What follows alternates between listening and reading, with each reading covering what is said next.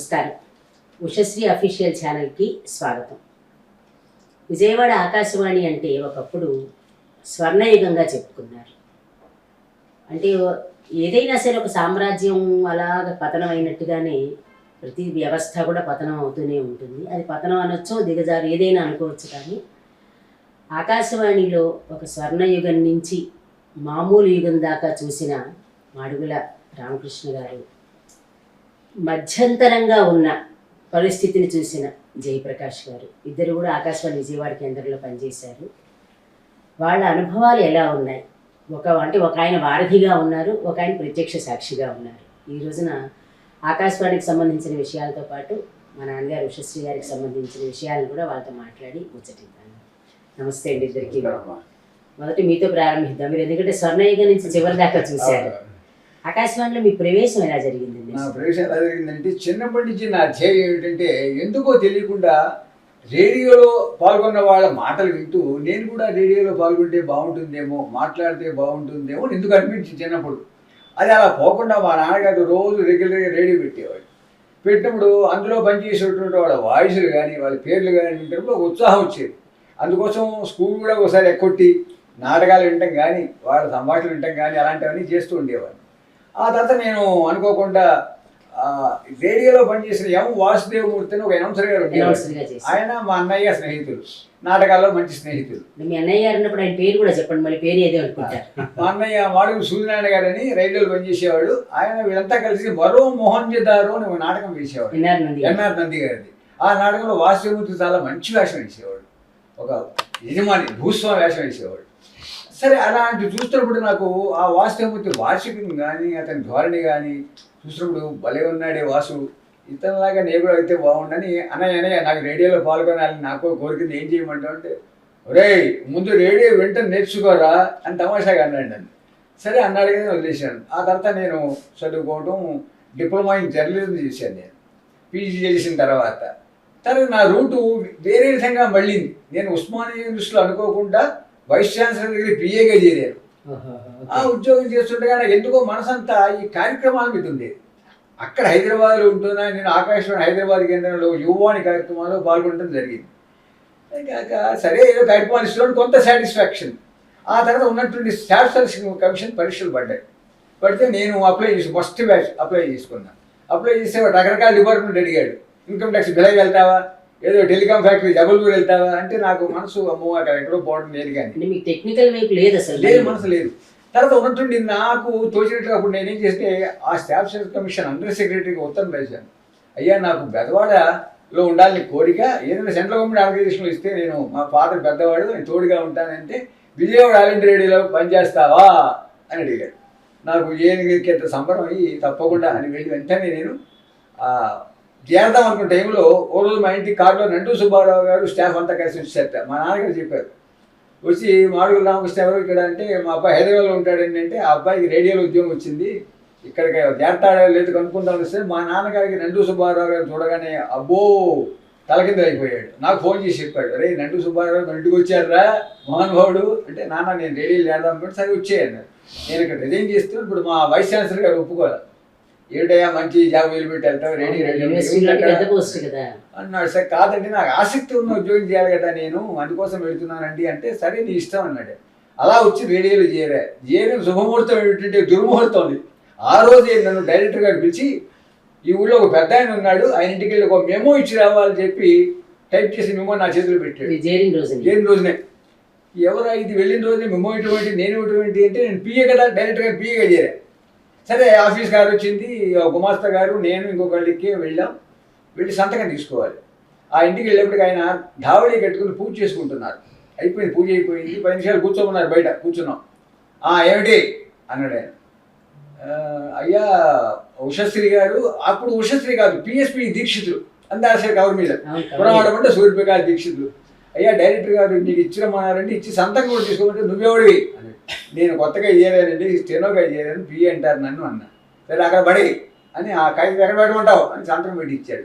బయటకు వచ్చాక తీసుకున్నాడు ఎవరు అనుకుంటున్నావు అన్నాడు మా గుమాస్తా.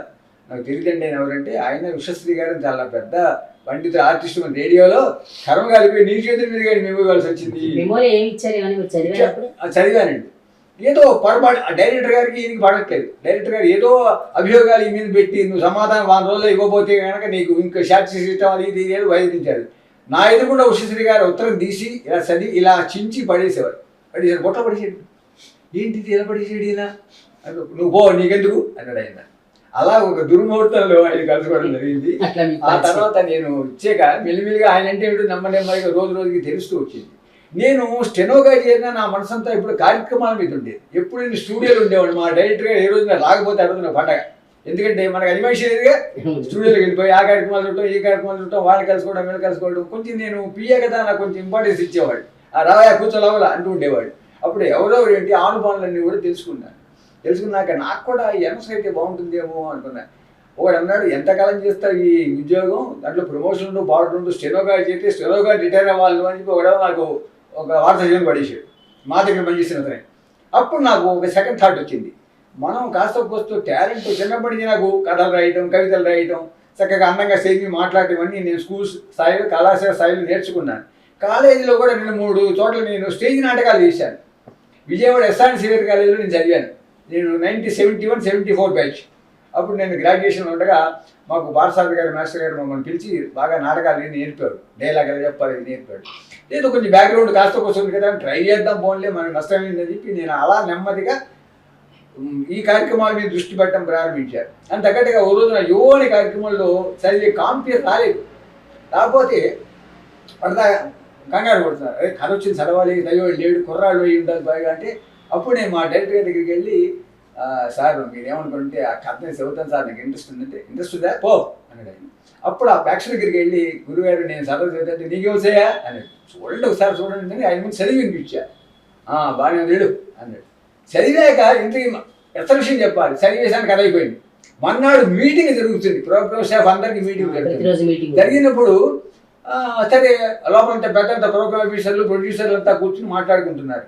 యువాని ప్రస్తావన వచ్చేప్పటికి ఉషశ్రీ గారు, రాత్రి వాడు ఎవడో కథ చదివాడు రేడియోలో, వాడిని ఒకసారి పిలవండి అన్నాడు. అంటే వాడు మన స్టాఫ్ అంటే కొత్తగా చేరాడు, వాడు పిలవమంటారంటే పిలవంటానండి. నాకు వచ్చి లోపల మీటింగ్ పిలుస్తున్నట్టు నాకు భయం వేసింది. ఏంటి పిలుస్తుంది అని పిలుస్తున్నారు, నేనేం తప్పు చేశాను. పెడితే ఎవరే నువ్వు కథ చదివావు బాగుంది, కానీ అక్కడ అలా చదవాలి, అక్కడ గ్యాప్ ఎప్పుడు చదివేమిటి పరిగెడతాను నువ్వు, స్లోగా వెళ్ళావు అని ఒక మాట చెప్పాడు. అది నా మనసులో బాగా నాటుకుంది. అమ్మ ఈ పెద్ద నేను నాకు బాగా మంచి మాట చెప్పాడు. అక్కడికి నేను మెల్లిగా కంట్రోల్ చేసుకుని నన్ను నేను తగ్గించుకోవడం, అంటే స్పీడ్గా ఉండేది నా మాట ఆ రోజులో.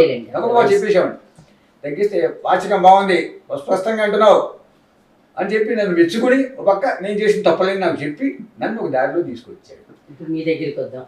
ఆయన తన బిగినింగ్ నుంచి కొంత చెప్పారు.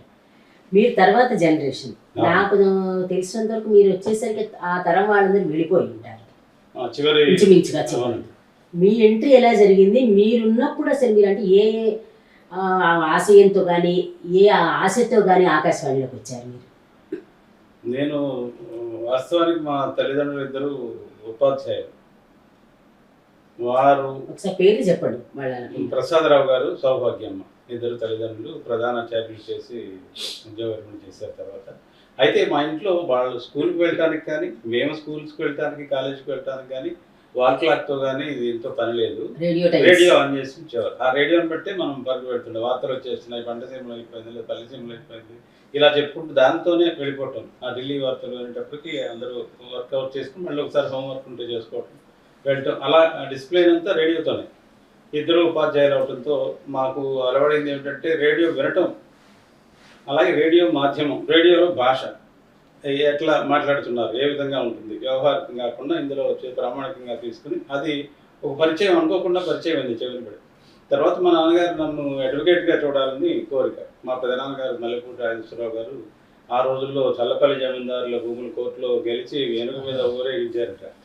ఆయన రంగడూరు ప్రకాశం గారి క్యాబినెట్లో శాసనసభ్యుడిగా కూడా చేశారు. మల్లెపూడి రాజేశ్వరరావు గారు ఏలు. ఆ ఇదితో నన్ను కూడా న్యాయవాదిగా చూడాలని మా నాన్నగారి కోరిక. సరే, వారి కోరిక తీర్చడానికి ఆచార్య నాగార్జున విశ్వవిద్యాలయంలో జాయిన్ అవ్వటం, నేను న్యాయశాస్త్రం చేయటం, ఏలూరు వెళ్ళి ఏలూరులో ప్రాక్టీస్ కూడా స్టార్ట్ చేశాను. అయితే ఇక్కడ చెప్పొచ్చేది ఏంటంటే, నాకు హై స్కూల్ చదువుతున్న దగ్గర నుంచి తెలుగు ఉపాధ్యాయులతో ఎందుకో తెలియని అనుబంధం. ఆ ఇంటర్మీడియట్ తర్వాత రిక్వెస్ట్ ట్యాప్ అయింది నాకు, 1 సంవత్సరం ఇంగ్లీష్ ఎకనామిక్స్ వెనకబడింది. అప్పుడు తెలుగు మాస్టర్ యాక్టివిటీ చేస్తూ మన గ్రంథాలయం ఉంటే బాగుంటుంది, మన హై స్కూల్ దగ్గర పంచాయతీ గ్రంథాలయం జంగారెడ్డిగూడెం లోపలికి వెళ్ళాలంటే చాలా దూరం, మనం తీరా వెళ్ళేటప్పటికి అది క్లోజ్ చేసి ఉంటుంది. అలా కాకుండా శాఖ గ్రంథాలయం ట్రై చేయగలమని మాస్టారు, అంటే కొంచెం యాక్టివ్గా ఉండేవాడిని కార్యక్రమాల్లో, ఏదన్నా ఏలూరు వెళ్ళటం ట్రై చేయటం, మొత్తం శాఖ గ్రంథాలయాన్ని సాధించిన వెంటనే సెప్టెంబర్ నెలలో లైబ్రరీ ప్రారంభించడం అయింది. నవంబర్లో గ్రంథాలయ వారోత్సవాలు, వారం రోజులు నడపాలి సాంస్కృతిక కార్యక్రమం. నాకు ఇప్పుడు అలవాట్లేదు, అక్కడ పంపించడమే చాలా కష్టం, మా నాన్నగారు బెత్తం వచ్చుకునేవారు. అలాంటి డ్రామాలు అంటే అసలు అలవాట్లేదు ఎవరికి ఇంట్లో. అయినా కానీ వారం రోజులు ఉత్సవాలు చేయాలి అనే దాంతో మేము మొత్తానికి రంగప్రవేశం చేయడం. నవంబరు 1977 నవంబర్ 16 రంగప్రవేశం చేసాం మొత్తానికి. రెండవ రోజు రెండో నాటిక, 2 నాటికలు ఒకేసారి. మూడో రోజు 4వ రోజు వచ్చేటప్పటికి దివిసీమ ఉప్పెన వచ్చింది 77.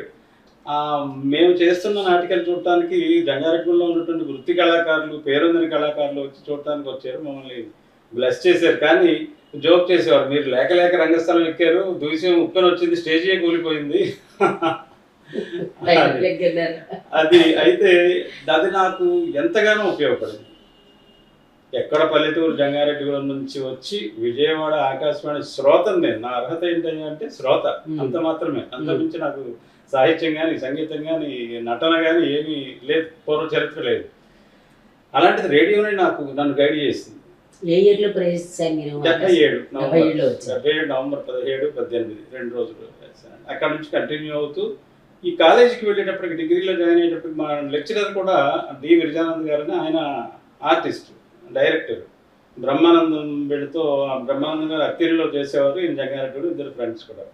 ఆయన మమ్మల్ని తయారు చేసి, మాకున్న ఇంట్రెస్ట్కి ఇంకొంచెం మాకు ఉత్సాహం పెరిగింది.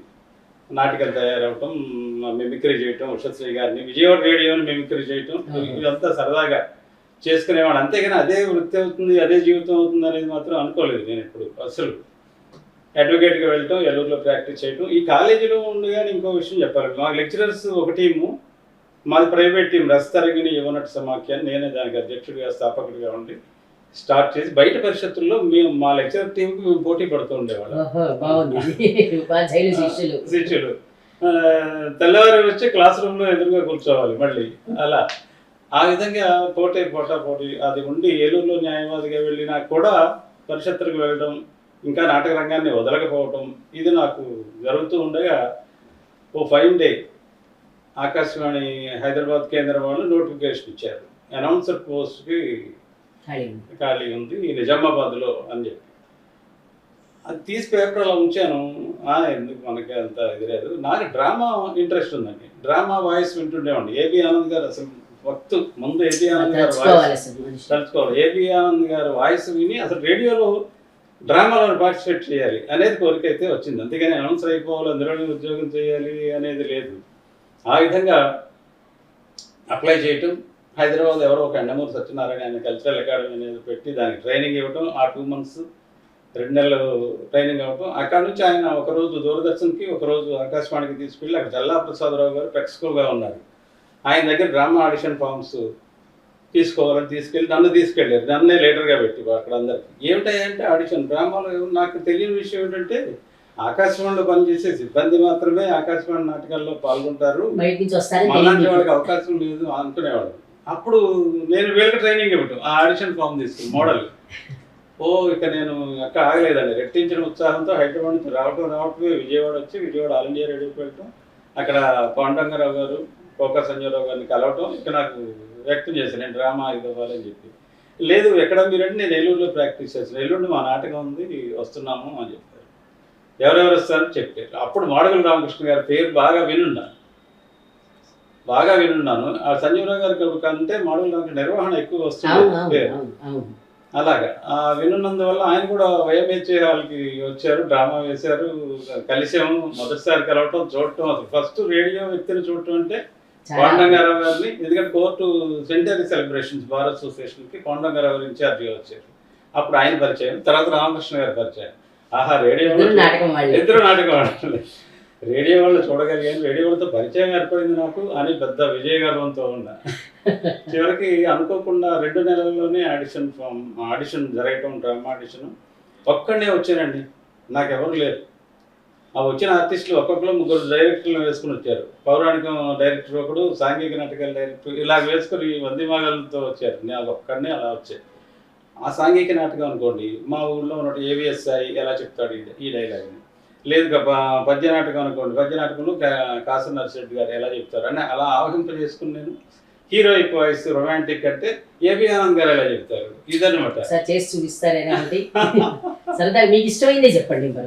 అంటే మాకు కూడా తెలియాలి కదా మీరు ఎలా చెప్పారు, ఏం చేశారు అనేది.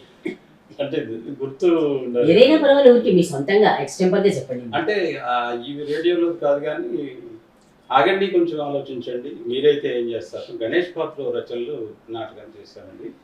అది జంగారెడ్డి మా కాలేజీ నుంచి ఇంటర్ కాలేజ్ అంతర్ కళాశాలల పోటీకి నిడిపురంలో పెట్టారు. అప్పుడు ఆంధ్ర విశ్వవిద్యాలయం, నాగార్జున విశ్వవిద్యాలయం కలిపి మేము అక్కడికి వెళ్ళి అక్కడ నాకు మెరిట్ కూడా నేను తెచ్చుకున్నాను ఫస్ట్ టైం. రంగాలంకరణ ఉత్తమ ప్రత్యేక ఉత్తమ నటుడు అని చెప్పి అది నాకు బాగా పేరు తెచ్చింది. అప్పటి వరకు హీరోయిక్ పాత్రలు చేసిన వాడిని ఈ ఆగండి కొంచెం ఆలోచించడంలో ఆది అనే పాత్ర 90 ఏళ్ల వృద్ధుడు చేశారు. ఆ పాత్ర అండి. ఆ పాత్ర చెప్పండి 2 నెలలు అదే గుర్తు తెచ్చుకోవడానికి వేస్తున్నాను. సరే మీరు గుర్తు తెచ్చుకోండి. నేను ఇలాగా స్టెనోగ్రాఫర్గా కంటిన్యూ అవుతున్నప్పుడు కొంతమంది నన్ను అన్నారు, నువ్వు జీవితాంతం స్టెనోగానే ఉండిపోదలుచుకున్నావా, సెంట్రల్ గవర్నమెంట్కి వచ్చి మంచి ఉద్యోగం మానుకుని అని ఒక మాట అంటే కొంచెం బాధ కలిగింది నాకు. ఏం చేద్దామని అనుకున్న టైంలో నా అదృష్టవశాత్తు శ్రీనివాసన్ గారిని స్టేషన్ డైరెక్టర్ గారు తమిళియన్ వచ్చాడు. ఆయన వచ్చాక ఆయన దగ్గర నేను స్టెనోగా ఉంటున్నప్పుడు నా వర్క్ చేసే పద్ధతి ఆయన బాగా గమనించారు. చాలా షార్ప్ ఆయన. ఎవరిలో ఏ టాలెంట్ ఉందో క్షణంలో చెప్పగలిగే వ్యక్తి మాట ఆయన. ఉషశ్రీ గారికి బాగా ఫర్రు. రజనీకాంతరావు గారి తర్వాత మళ్ళీ మీకు రజనీకాంతరావు తర్వాత రేడియో ప్రతిభని ఇన్వడింపజేసింది ఎవరై అంటే శ్రీనివాసన్ గారు మాత్రమే అని గంటావాలని చెబుతాను. రజనీకాంత్ నేను మధ్యలో అడ్డం వచ్చాను అనుకోదు. రజనీకాంతరావు గారి తర్వాత కొంతకాలం విజయవాడ ఆకాశవాణికి కొంచెం ఏమైనా ప్రభ తగ్గింది కదా? తగ్గిందండి, అందులో సందేహం ఏమీ లేదు.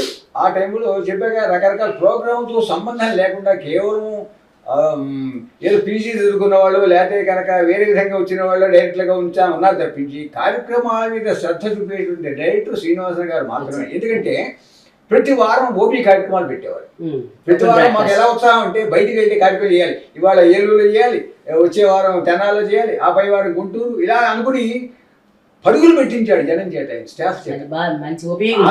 ఓ పక్క రేడియో కార్యక్రమాలు స్టూడియో వైజ్గా జరుగుతూ ఈ ఓపీ కార్యక్రమాలు అనేవి కూడా సైమల్టేనియస్గా జరిగేప్పటికీ జనంలో ఉత్సాహం వచ్చింది. కళాకారులు ఆ రోజు పండగ. ఇప్పుడు చూసిన రేడియో స్టేషన్ కిటకిటకి ఆడిపోయేవాళ్ళు.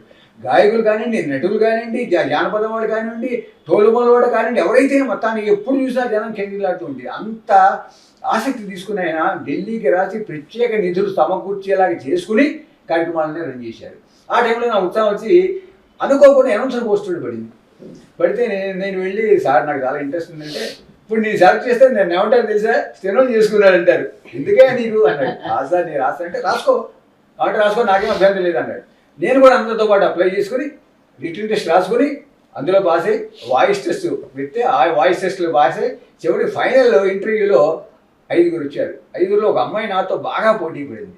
అయితే అమ్మాయికి నాకు 1 మార్క్ తేడాలో నేను బయటకు వచ్చాను. అమ్మాయి తర్వాత దూరదర్శన్లోకి వెళ్ళింది, తెలియదు సంగతి. అలా చేసిన తర్వాత ఆయన చెప్పారు, నువ్వు చాలా కష్టపడచ్చు కానీ నేను నీకు ఏమాత్రం హెల్ప్ చేయలేదు, అయితే నువ్వు దీన్ని నిలబెట్టుకోవాలి. ఎలా? 2 వ్యక్తులు నీకు పరిచయం చేస్తాను, వాళ్ళ దగ్గర పో. ఒకటి శ్రీ రామ్మోహన్ రావు ఉన్నాడు, చూకుల రామ్మోహన్ రావు గారు. ఆయన డైలాగ్ ఎలా చెప్పాలో ప్రతి అక్షరం కూడా వేమని చెబుతారు. 2 నండు సుబ్బారావు ఉన్నాడు, ఆయన మాడ్యులేషన్ ఎలా చెప్పాలో చెబుతారు. 2 శిష్యులకి నేను చెప్పాను చెప్పకు అని నన్ను తోలేడు ఆయన శ్రీనివాసన్ గారు. అప్పుడు నేను శ్రీరామన్ దగ్గరికి వెళ్తే ఆయన సాటి అనౌన్సర్ అయిన ఎలా అనేవాడు. అయితే నేను బాధపడలా. ఎలా అంటున్నా, నా క్షేమం కోరి ఎలా చెప్పాలి. సపోజ్ చిన్న ఉదాహరణ చెబుతాను. చాలా పెద్దవాడు. ఆయన నాకు చెప్పాడు, మీరు మా ఇంటికి వచ్చారా అని ఎలాగుంది. ఆయన అంటే ఒక కక్ష మీద నొక్కితే భావం ఎలా మారిపోతుందో తెలుసా?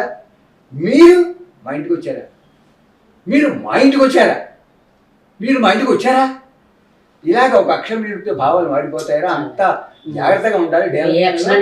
పలకాలని చెప్పి స్పష్టంగా చెప్పాడు. ఇలా పలకాలు చెప్పి రామ్మోహన్ రావు దగ్గర శిష్యుడికి చేశా. పాపం ఆయన ఎక్కడికి వెళ్తే ఆయన సామాన్లు కూడా మోసారు అని చెప్పకూడదు మీకు. అయితే నాకు ఎప్పటికప్పుడు నన్ను విజ్ఞానవంతుడు చేసేవాడు. ఇదిగో ఈ డైలాగ్ బ్యాడ్ సెంటెన్స్ ఎలా ఉంటుంది చూసావా, దీన్ని ముందుకు తీసుకొచ్చి నేను తీసుకెళ్ళాలి, కర్త కర్మ క్రియలకు రాసేస్తున్నారు రా, మార్చుకో ఇట్లా చెప్పేప్పుడు అవన్నీ గమనించాను నేను. తర్వాత సుబ్బారావు గారికి అప్పటికే ఏవియానంద శిష్యుడు సుబ్బారావు గారి దగ్గర వెళ్ళి, మరి ఒక శిష్యుడు నాకు రెండో శిష్యుడు వచ్చేప్పటికి ఆనంద కోపం వస్తున్నాయేమో అనుకుంటే అదేం లేదు, ఆయన ఒక సముద్రం లాంటి వాడు, ఎంతమందికి చెబుతాంటే నేను నా ప్రవర్తనతో సుబ్బారావు గారు నాకట్టుకున్నాను. ఆకట్టుకుని సుబ్బారావు నన్ను కూడా దగ్గర పిలిచి హాస్యం ముఖ్యంగా ఎలా పలకాలి డైలాగ్ ఆయన దగ్గర నేర్చుకోవాలి. అందుకే ఆయన తర్వాత కొన్ని నేను హాస్య నాటికలు రాశాను, వేశాను కూడా. నా సబ్జెక్ట్ హాస్యంగా నాకు ఇష్టం ఇప్పుడు కూడా. అవి ఆయన ఎలా కొన్ని మెళుకులు ఉన్నాయి, కొన్ని పలుకులు ఉన్నాయి, అవన్నీ నొక్కితే కదా టక్కుని మీనింగ్ అందంగా నవ్వు వస్తుంది. అవన్నీ సుబ్బారావు దగ్గర అవి కొన్ని గమనించాను. గణపతి అవన్నీ ఆయన అదే కదా, ఆయన గొంతుతోటి హాస్యం పట్టించారు. చాలా గమ్మత్తుగా సుబ్బారావు మామూలుగా మాట్లాడుతూ నవ్వు వచ్చేది, ఇక డైలాగ్ అంటే చెప్పగలరా. అట్లాగే ఆయన దగ్గర ఇద్దరి దగ్గర శిష్యులకి చేసి చివరికి నా గురువులే నేను డైరెక్ట్ చేసే స్థితికి వచ్చాను. ఏంటి గురువు డైలాగ్ చెప్పడం తగ్గ చెప్పండి, చెబుతారా మళ్ళీ అప్పటికు అంటే అమ్మడు అనేవాడు.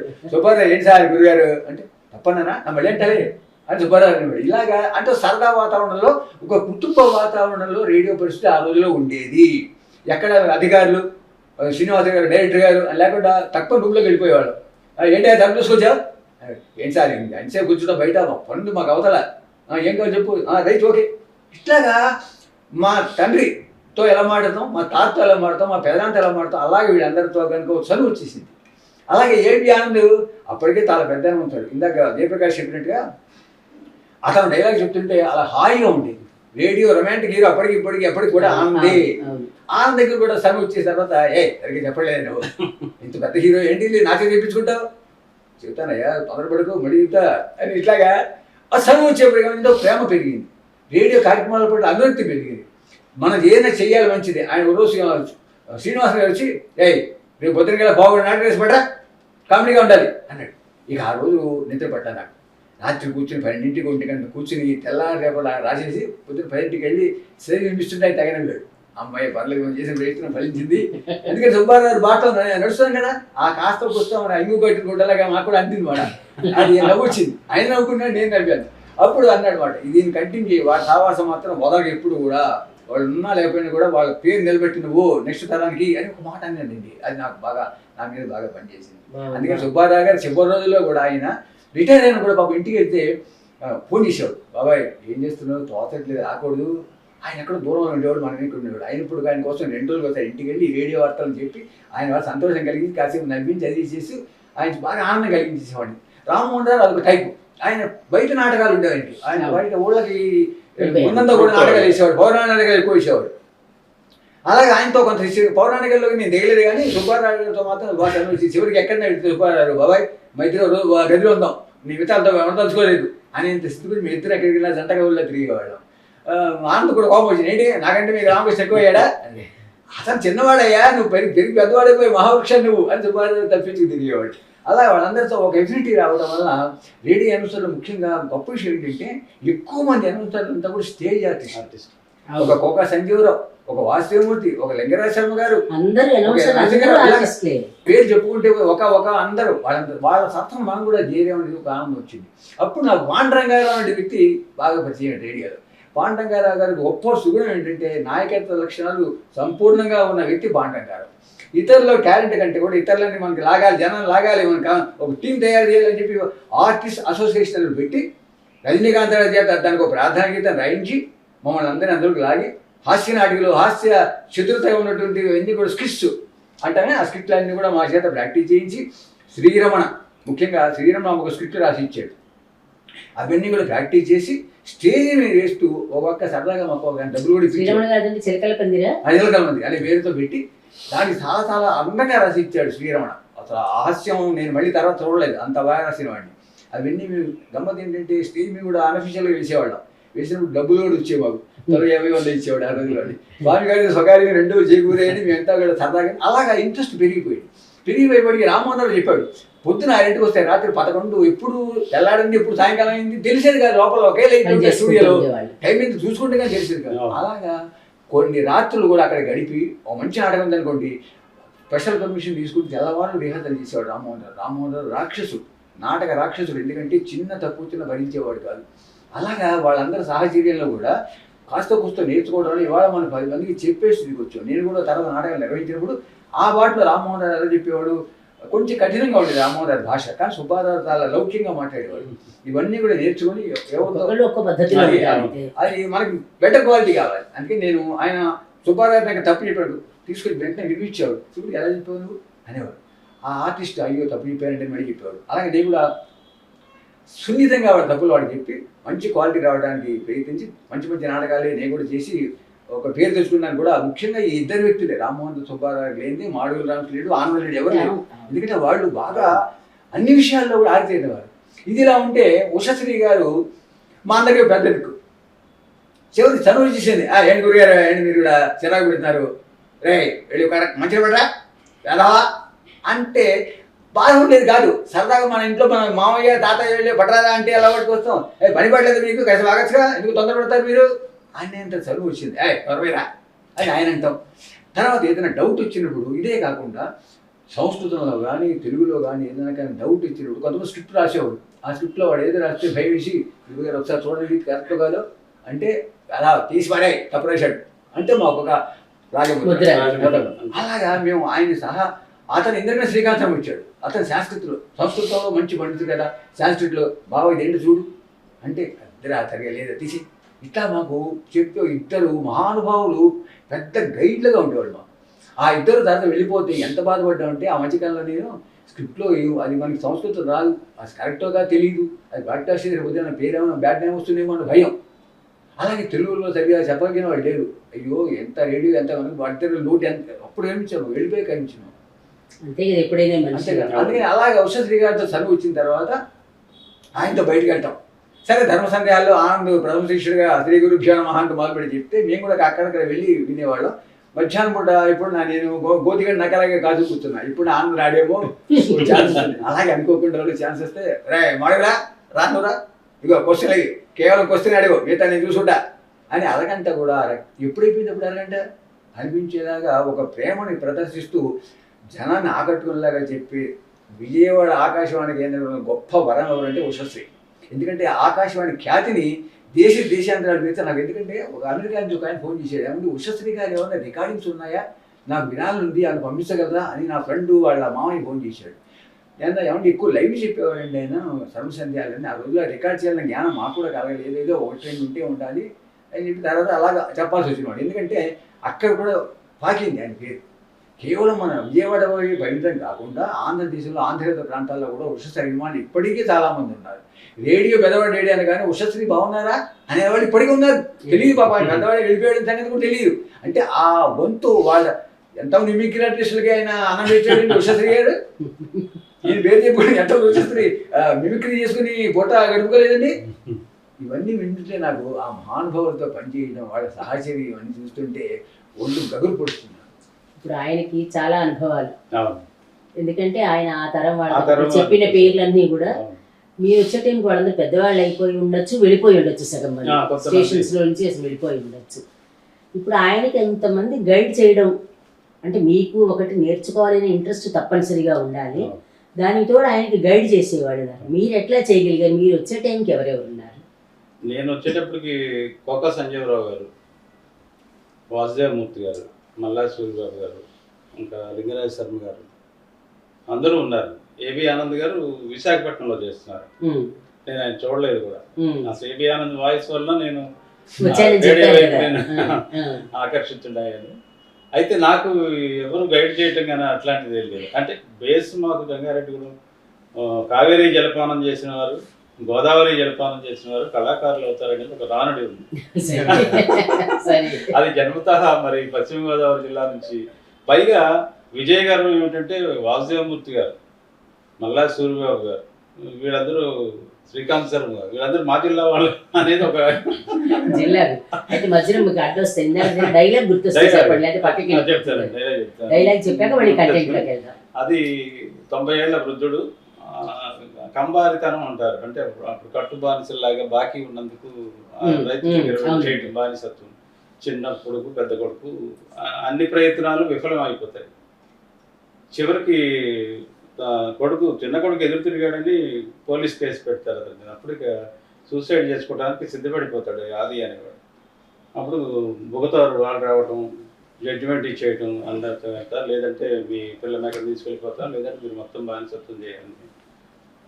మరేమవుతామండి బాబు, మా పిల్ల మేక నీకు అప్ చెప్పేసి, మా కొంప కూడా నీకు అప్ చెప్పేసి, మా తండ్రి మా ముగ్గురు నీకు అడుగులా పరకుండా పెట్టండి, మమ్మల్ని తొంపు నాశనం చేసేయండి, మా కొంప కూడా రాకెళ్ళిపోండి, మమ్మల్ని కానియండి, పెద్ద పిల్లనాగా మేసేయండి బాబు, మేసేయండి. చాలా బాగుంది. కానీ మామూలు స్టేజ్ డ్రామాకి లేకపోతే సినిమాకి మరో దానికి రేడియో నాటకానికి చాలా డిఫరెన్స్. మీరేంటంటే 4 గోడల మధ్యన ఉంటారు, కానీ మీరు మా కళ్ళకి కట్టినట్టు చూపించాలి. నిజంగా అది కత్తి మీద రేడియో నాటకం అనేది చాలా స్పెషల్. అది ఇప్పుడు అది వాళ్ళకి ఎక్స్పీరియన్స్ నుంచి వచ్చారు, మీరు తర్వాత జనరేషన్లో వచ్చారు కాబట్టి రేడియోలో మీరు లైవ్లీగా ప్రజెంట్ చేయడానికి ఎట్లాంటి జాగ్రత్తలు తీసుకున్నారండి? అంటే అది మీకు ఒక గైడ్ వీళ్ళందరూ ఈ నాటకాలు. ఎక్కువ నేను రేడియో నాటకాలు శ్రోతగా ఉన్నప్పుడు విన్నానండి. ఎప్పుడైతే ఆకాశవాణిలో ప్రవేశించానో అక్కడ అప్పుడు వినటం లేదు, ప్రోగ్రామ్స్ చేయాలి, ఫీచర్స్ చేయాలి అనేవి ఒక కోరిక బాగా బలంగా ఉండేది. కేవలం ఆకాశవాణి విజయవాడ కేంద్రం అని చెప్పేసి వెళ్ళిపోవడానికి నా న్యాయవాద వృత్తిలో వదులుకుని 3 సంవత్సరాలు అక్కడ చదివి మళ్ళీ 4 సంవత్సరాలు ప్రాక్టీస్ చేసి, అంటే 7-8 సంవత్సరాలు నేను వృధా చేసుకుని అప్పుడు అనౌన్సర్గా వచ్చాను. అది అక్కడ మళ్ళీ ఎక్కడది నిజామాబాద్లో ఆకాశవాణి అంటే అక్కడ కూడా కొంచెం బలుపు ఉంటుంది, అలాంటిది నేను ఎందుకు అవుతాను అక్కడ అని ఆ ధీమతో ఉన్నాను అనమాట. విజయవాడ రేడియో శ్రోతని. అప్పుడు నా అర్హత ఏంటంటే శ్రోత. ప్రసార విశేషాలు ఇప్పుడు రామకృష్ణ గారు చెప్పినట్టే నేను రెడీ చేసుకెళ్ళాను. అక్కడ వెళ్లే ముందు చెప్పిన క్రాస్ అయ్యాం డైలాగ్ లో నా ఎలా ప్రవేశం జరిగింది. నాటకాలు ఎలాగ మీరు జాగ్రత్త తీసుకునేవారు? నాటకాలు నేను రేడియోలో విన్నవి ముందుగా మీకు ఇంతకు ముందే చెప్పినట్టు రేడియోలో రాకముందు విన్న నాటకాలే నాకు ఆదర్శం. ఎందుకంటే దృశ్యం కనపడేది, ఖచ్చితంగా దృశ్యం కనపడేది. ఏపీ ఆనంద్ గారు మాట్లాడుతున్న, కోకా సంజీవరావు గారు డైలాగ్ చెప్తున్న గంభీరమైనటువంటి డైలాగు, రేడియో నటసార్వభౌమ అనుకోవాలి ఆయన్ని. అలా చెబుతుంటే అది వచ్చిన వెంటనే కోకా సంజీవరావు గారిని డైరెక్ట్ చేయాల్సిన, నేను ప్రొడ్యూస్ చేయాల్సి వచ్చింది. ఒక మంచి హేరోజు రాజు పాత్ర. అది ఎంతసేపు చెప్తున్నా సౌండ్ నాకు ఇక్కడ స్టూడియో ఇందు నుంచి వింటుంటే చాలటం లేదు. కోకా సంజీవరావు గారి వాయిస్ చాలకపోవటం ఏంటి, అది ఇంకా చాలా నేరం అది అలా అంటే కూడా. అప్పుడు 2-3 రకాలు ట్రై చేసి డ్రామా స్టూడియో డోర్ తీసి స్టూల్ పెట్టి చూశాను ఎలా ఉంటుంది. బయట ఎయిర్ టైట్ రూమ్ ఉంది కదా, అది కూడా ఓపెన్ చేసి కొంత పని జరిగింది. అంతేగాని అప్పుడు ఎఫెక్ట్స్ తెలియవు కదండి. అంతఃపురంలో రాజమందిరంలో ఉన్నప్పుడు ఆ డైలాగ్ చెప్పడానికి ఆ అంబియన్స్ ఉండాలి. లేదు అప్పుడు ఇంకో రూమ్ కూడా తీసి, ఇంకో డోర్ కూడా తీసి అక్కడ ఒక మనిషిని నిలబెట్టి అప్పుడు ఆయన్ని చెప్పమంటే అద్భుతంగా సరిపోయింది. ఓహో, అయితే కొద్దిగా రేడియో పరిధి దాటి మడిగట్టు కూర్చోకుండా కొన్ని ప్రయోగాలు చేయొచ్చు మనం అనేది అనిపించిందండి. అలా చేశాను, చాలా చేశాను. అలాగే కారిడార్లో పీబీ స్టూడియో దగ్గర నుంచి ఇటు వీబీ స్టూడియో, ఆర్ఓ రూమ్ అనేవాడు, ఆర్ఓ రూమ్ అని అక్కడ వరకు ఒక చేసింగ్ ఉందన్నమాట. జీనోమ్ అనే నాటకం చేశాను. జీనోమ్ ఏంటంటే మనిషి ఆయుష్ పెంచితే ఎలా ఉంటుందని చెప్పి genome project, human genome project వచ్చిన కొత్తలో వల్లూరు శివప్రసాద్ గారు రాశారు. అది ఆయుష్ పెంచుతాడు ఒక సైంటిస్ట్. పెంచితే చివరికి ఆ సైంటిస్ట్ ఎందుకు మమ్మల్ని ఇలా ఆయుష్ పెంచేలాగా చేసావు, ఇప్పుడు మేము బ్రతకలేక చావలేక ఉన్నాము, బ్రతుకు ఈడుస్తున్నాము, తినడానికి తిండి లేక, ఉద్యోగాలు లేక, వాళ్ళు రిటైర్ అవ్వటం లేదు, వీళ్ళు కొత్త వాళ్ళేమో నిరుద్యోగులుగా తయారవుతున్నారు, అందుకని ప్రభుత్వం గంజి కేంద్రాలు పెట్టడం ఇలాంటిదంతా ఒక రాశారు నాటకం. ఆ పరిగెట్టిస్తారు. ఆ పరిగెట్టించే స్టూడియోలో నాకు చాలటం లేదండి. 3 మైకులు తెచ్చి పీబీ స్టూడియో దగ్గర ఒక మైక్, ఇక్కడ డ్రామా స్టూడియో కార్నర్లో ఒక మైక్, నేల మీద పడుకోబెట్టి చివర అప్పుడు పరిగెడుతుంటే జనం చేజ్ చేస్తూ ఉంటారు. అది అద్భుతంగా ఎఫెక్ట్ వచ్చింది. ఓహ్, ఇలా తీసుకోవాలనుకున్నా. కోకా సంజీవరావు గారు ఒక డ్రామా ప్రొడక్షన్ చేస్తున్నారు. అప్పుడు నేను ఉన్నాను, అబ్జర్వ్ చేయడం కోసమే ఉన్నాను. ఆయన నిన్న రికార్డింగ్ చేసేసారు ఆర్టిస్ట్తో. పొద్దుటే ఎఫెక్ట్ చేసుకోవడానికి పొద్దుటే వచ్చి, నేను మార్నింగ్ డ్యూటీలో ఉన్నాను. 8ంటికి న్యూస్ వస్తుంది కదండి, అరగంటలో ఈయన వచ్చి గార్డెన్లో తిరిగి ఎండిపోయినటువంటి ఆకుల్ని అవి తెచ్చి మైక్ని అక్కడ పడుకోబెట్టించి దాని నడుస్తుంది. దాని మీద ఈయన షూ తీసి దాన్ని ఇలా చప్పుడు. ఓ, బాగా ఇచ్చారు నాకు. బ్యాడ్ ఛార్జింగ్ అయ్యాను నేనైతే, ఇలా చాలా చేయొచ్చు అయితే అనుకుంటూ. నేను కూడా కోనసీమ తుఫాన్ మీద 96లో అవును, పెద్ద తుఫాన్ వచ్చింది. కోనసీమ తుఫాన్ వచ్చినప్పుడు దాని మీద డాక్యుమెంటరీ చేయాలి అంటే అది అవార్డు ప్రోగ్రామ్ కోసం చేయలేదండి. ఆ నైట్ డ్యూటీలో నేను ఉన్నాను, సూర్యప్రకాష్ మా మిత్రుడు డ్యూటీ ఆఫీసర్గా ఉన్నాడు. ఓవర్ నైట్ ట్రాన్స్మిషన్ 2 రోజులు చేస్తాం. 1996 నవంబర్ 6వ తేదీ, 5వ తేదీ, 6వ తేదీ, 7వ తేదీ over night continuous round the clock transmission run చేస్తే మేము కంఠశోష ఎందుకు బులెటిన్, అవర్లీ బులెటిన్ ఇచ్చాం, వెదర్ రిపోర్ట్స్ ఎందుకోసం ఉన్నా వాళ్ళు ఎందుకు అంతమంది చనిపోయారు. బలుస్తిప్ అనే కోనసీమ ఒక పల్లెటూరు కుగ్రామం, 2000 మంది ఉన్న ఊళ్ళో 1200 మంది చనిపోయారు, చేపల వేటకు వెళ్ళిపోయారు. అయితే మనం చెప్తున్నవి ఏంటి, వాతావరణ హెచ్చరికలు అరణ్య రోదన అవుతుందా అని తెలుసుకోవాలి అసలు అక్కడికి వెళ్ళి అనిపించింది. ప్రోగ్రామ్ కోసం కాదు, దానికి తోడు రీచ్ అవుతుందా లేదా, ఎందుకు ఇంత ఖర్చు పెడుతున్నాం, అన్ని స్టేషన్స్ ఓవర్ నైట్ ట్రాన్స్మిషన్ అంటే ఎంత ఖర్చు అవుతుంది ఆల్ ఇండియా రేడియోకి అని అనుకుని, అది కాకుండా రెండో రోజున బలుస్తిప్ అప్పుడు ముఖ్యమంత్రి చంద్రబాబు నాయుడు గారు హెలికాప్టర్ వేసుకుని వెళ్ళిపోయాడు అక్కడ బలుస్తిప్ అనే గ్రామం. వెళ్ళాడు, నాకు కూడా వెళ్ళాలి ఖచ్చితంగా అనిపించి మన న్యూస్ ఎడిటర్ కరెస్పాండెంట్ బిఎన్ రావు గారికి చెప్పడం, ఆర్య పద్మనాభరావు చెప్పి ఒక జీప్లో వెళ్ళాం. ఇంకా రోడ్డు కూడా ఇంకా రెస్టోర్ కాలేదండి, అన్నీ అలా ఉంది, శవాలు ఎక్కడ పడితే అక్కడ. అలా వెళ్ళి వచ్చాం, వెళ్ళి చూసి వచ్చాం. సరే ఇదంతా ఎందుకు చెప్తున్నానంటే దాన్ని మళ్ళీ మేము దృశ్యీకరించాలి, కనిపించాలి, కళ్ళ కనిపిస్తే అలాగే గార్డెన్లోకి వెళ్ళి ఆ కొమ్మల్ని వాటిని నరికి తీసుకొచ్చి పెద్ద కుటీర పరిశ్రమ పెట్టి స్టూడియోలో మైకులను పడుకోబెట్టేసి ఆ కొమ్మల్ని పైనుంచి విసురుతూ చేసేసాం. ఎలాగో చేసేయటం, అది ఎలా వస్తుంది అనేది అవుట్పుట్టే మనకు కావాలి, కానీ ఇలా చేయొచ్చో చేయకూడదు అలా అనుకుంటే ఒకసారి ఇంజనీరింగ్ వాళ్ళు అబ్జెక్ట్ చేశారంట. మా రామం గారు ఒకసారి సృజనాత్మక రూపం ఏదో స్టార్ట్ చేసి ముహూర్తం షాట్ లాగా చేసి ఆయన హారతి ఇచ్చారు, కొబ్బరికాయ కొట్టి. ఆ హారతి ఇచ్చినందుకు చాలా గొడవ పెట్టారు స్టూడియోలో. మరి అవి కూడా చూసుకోవాలండి. అది నేను అలాగ ఒక నైట్ ఇవంతా చేసి కొమ్మలు తీసి మళ్ళీ తీసేసి ఎవరు లేకపోతే మనమే మోసుకున్నాం వెళ్ళి ఎఫెక్ట్ సాధించాం. మనకు కావాల్సిందంటే అల్టిమేట్గా ఎఫెక్ట్ రావటం.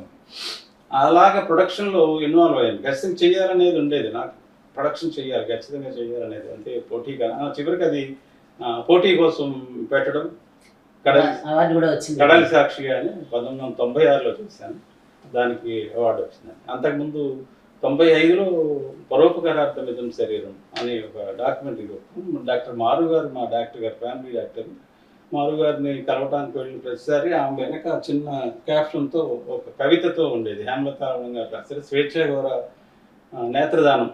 ఆ పాపకి ఏదో ఫీవర్ వస్తే, వైరల్ ఫీవర్, చనిపోతే నేత్రదానం చేయించారు.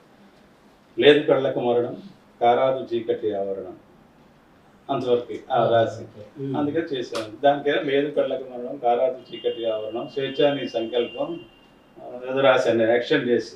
దాన్ని శిష్లాచార్య గారి చేత ఆ 4 లైన్లు అనిపించి మొకటంగా అక్కడక్కడ వాడుతూ ఆ న్యాచురల్గా ఎవరికైతే కళ్ళదానం చేశారో, నేత్రదానం రేడియో గవర్నమెంట్ ప్రకటనలా కాకుండా ఆ కళ్ళు ఎవరైతే పొందారో వాళ్ళకి కావాలి నాకని వాళ్ళ కోసం 2 వారాలు.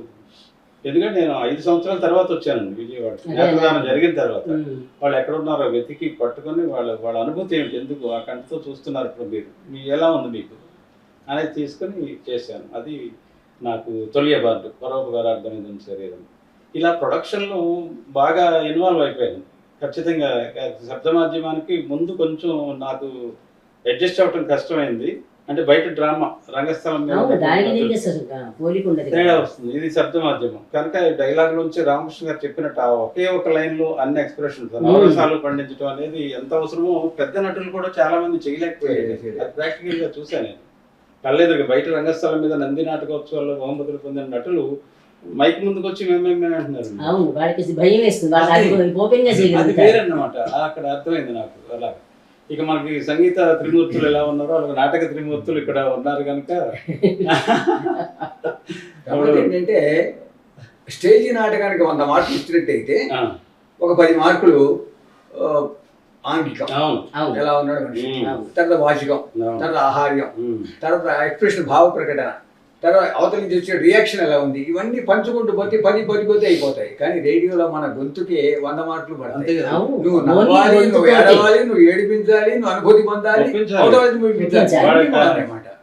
ఓసారి శ్రీ రామ్మోహన్ రావు గారు, అంటే ఎందుకు చెప్తున్నానంటే ఒక నాటకంలో ఆయన తండ్రి నేను కొడుకు వేషం వేశాం. తన కొడుకు బాగా పైకి రావాలి, నేను హైదరాబాద్లో కొడుకుని చదివిస్తే వాడు సరిగ్గా చదువుకోక ఆటోలో నడుపుకుంటాడు. ఈ తండ్రి హైదరాబాద్ కొడుకుని చూడడానికి వెళ్తే అనుకోకుండా అదే ఆటోలో ఎక్కాల్సి వస్తుంది. వాడు తెలియకుండా ఏదో తనకి గుడ్డ కట్టేసుకుని ఉర్దూలో మాట్లాడుతూ తండ్రిని తీసుకెళ్ళి దించేసి డబ్బులు ఇచ్చినా కూడా సరిగ్గా తీసుకోకుండా వెళ్ళిపోతాడు. ఆయన ఇంటికి వచ్చి ఒక లెటర్ రాశాడు నీ కొడుకు, ఒరే నేను గుర్తుపట్టలేదు అనుకుంటున్నావు కాదు, నా ఆశలన్నీ నువ్వు పెద్ద ఇంజనీర్ అవ్వాలనుకుంటే చివరి ఆటో డ్రైవర్ అయ్యో రాశాడు, చదివాడండి రేడియోలో చూస్తే ఏడుస్తున్నాను నేను. ఆ తన డైలాగ్ నాకు చెప్పాలి నేను అంటే సానుభూతి కలగడానికి కారణం. ఇందా ఇప్పుడే ధూళిపాటి సీతారామ శాస్త్రి గారు వచ్చారు, మరి రంగమార్తాండ నాటకాలు సినిమాలు వేసే మీకు తెలుసు. అది వచ్చి రామోహన అంతా కన్ఫ్యూజన్ గా ఉంది, ఏమిటో నాకు ఈ చల్లటి వాతావరణంలో ఇలాగ ఏసీ ఉంది, చల్లటి వాతావరణం మైకు ముందు అనలేకపోతున్నాను అన్నాడు. అనగా నీకు ఎందుకొని రామ్మోహన్ గారు చెప్పించినా కూడా 100లో 20% మాత్రం చెప్పగలిగాడు. ఇలా బిగిసిపోయి మాట్లాడాలి కదా, పైగా వాళ్ళు ఏదో ఇచ్చిన ఇలాగ అక్కడ ప్రాక్టీస్ చేసుకుని రిహార్సల్ చేయడం తప్పించి ఇలాగా అనేటువంటి విధానం వాడు తెలియదు మాకు. అంటే విధంగా వేరే గొప్పని కాదు, ఇతరులను కించిపరుస్తున్నాడు కాదు, కానీ రేడియో కళాకారులకి బయట వాళ్ళకి చాలా తేడా. ఎందుకంటే నంది సుబ్బారావు చెప్పాడు నాకు, బాబాయ్ ఇంటోనేషన్ మాడ్యులేషన్ మధ్యలో ఇంటర్నేషన్ ఎంత చక్కగా నువ్వు ఆపి చెప్పగలిగితే బాగా జనంలోకి వెళ్తుంది డైలాగు. ఆ అమ్మాయి నువ్వు బాడీ చేసావా, బుద్ధి లేదు నీకు, చిన్నప్పటి నుంచి అది నువ్వు అక్క చెల్లిలా పెరిగారా, ఏమొచ్చింది నీకు మైరోగం అని ఇలాగ చెప్పి ఒకే కుక్కలు అనుకుంటా దాన్ని మాడ్యులేషన్ చెప్తే ఎంత అర్థవంతంగా వెళుతుందో అంత అర్థవంతంగా వెళ్తుంది బాబాయ్ సుబ్బారావు చెప్పాడు. ఇంటర్నేషన్ అంటమాట. అలాగే మాడ్యులేషన్ ఇవన్నీ కూడా రామ్మోహన్ దగ్గర సుబ్బారావు దగ్గర బాగా పట్టుకోవడం వల్ల తర్వాత వచ్చే కళాకారులకి మేము చెప్పగలిగేవాళ్ళం అయ్యా. ముఖ్యంగా నేను కొంచెం కూర్చోబెట్టి అదే బాగా వస్తుందిరా, దుఃఖం వచ్చినప్పుడు ఇప్పుడు మాట కోపంలో ఆవేశంలో స్పీడ్ వస్తుంది, దుఃఖంలో నెమ్మది నెమ్మదిగా మాట్లాడాల్సి వస్తుంది.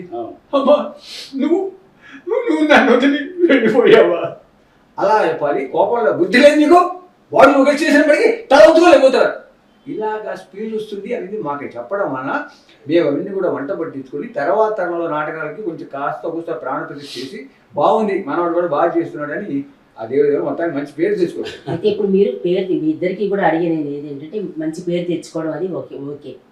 అయితే మీరు వచ్చే టైంకి ఉన్న ఆర్టిస్టులు అందరూ కూడా ఎవరిదైనా సరే గొంతు వినగానే వాళ్ళ గొంతుతోటి మాకు ఐడెంటిటీ, ఆ పాత్రలోకి వెళ్ళిపోవడం, మంచి మంచి గొంతులు వాళ్ళని తీసుకొచ్చారు సార్. రాను మీకు ఏమైందంటే సరైన గొంతులు వాళ్ళు దొరికారా రాలేదా ఇవన్నీ మాకు తెలియవు, కానీ మీకు ఒక స్వర్ణయుగం లాంటి వాళ్ళతోటి ఈ గొంతు వినగానే ఇప్పుడు గణపతి అనగానే నండూరు సుబ్బారావు గారు అంటారు కానీ ఇంకో మాట అన్నారు ఒక్కొక్క నాటకాన్ని.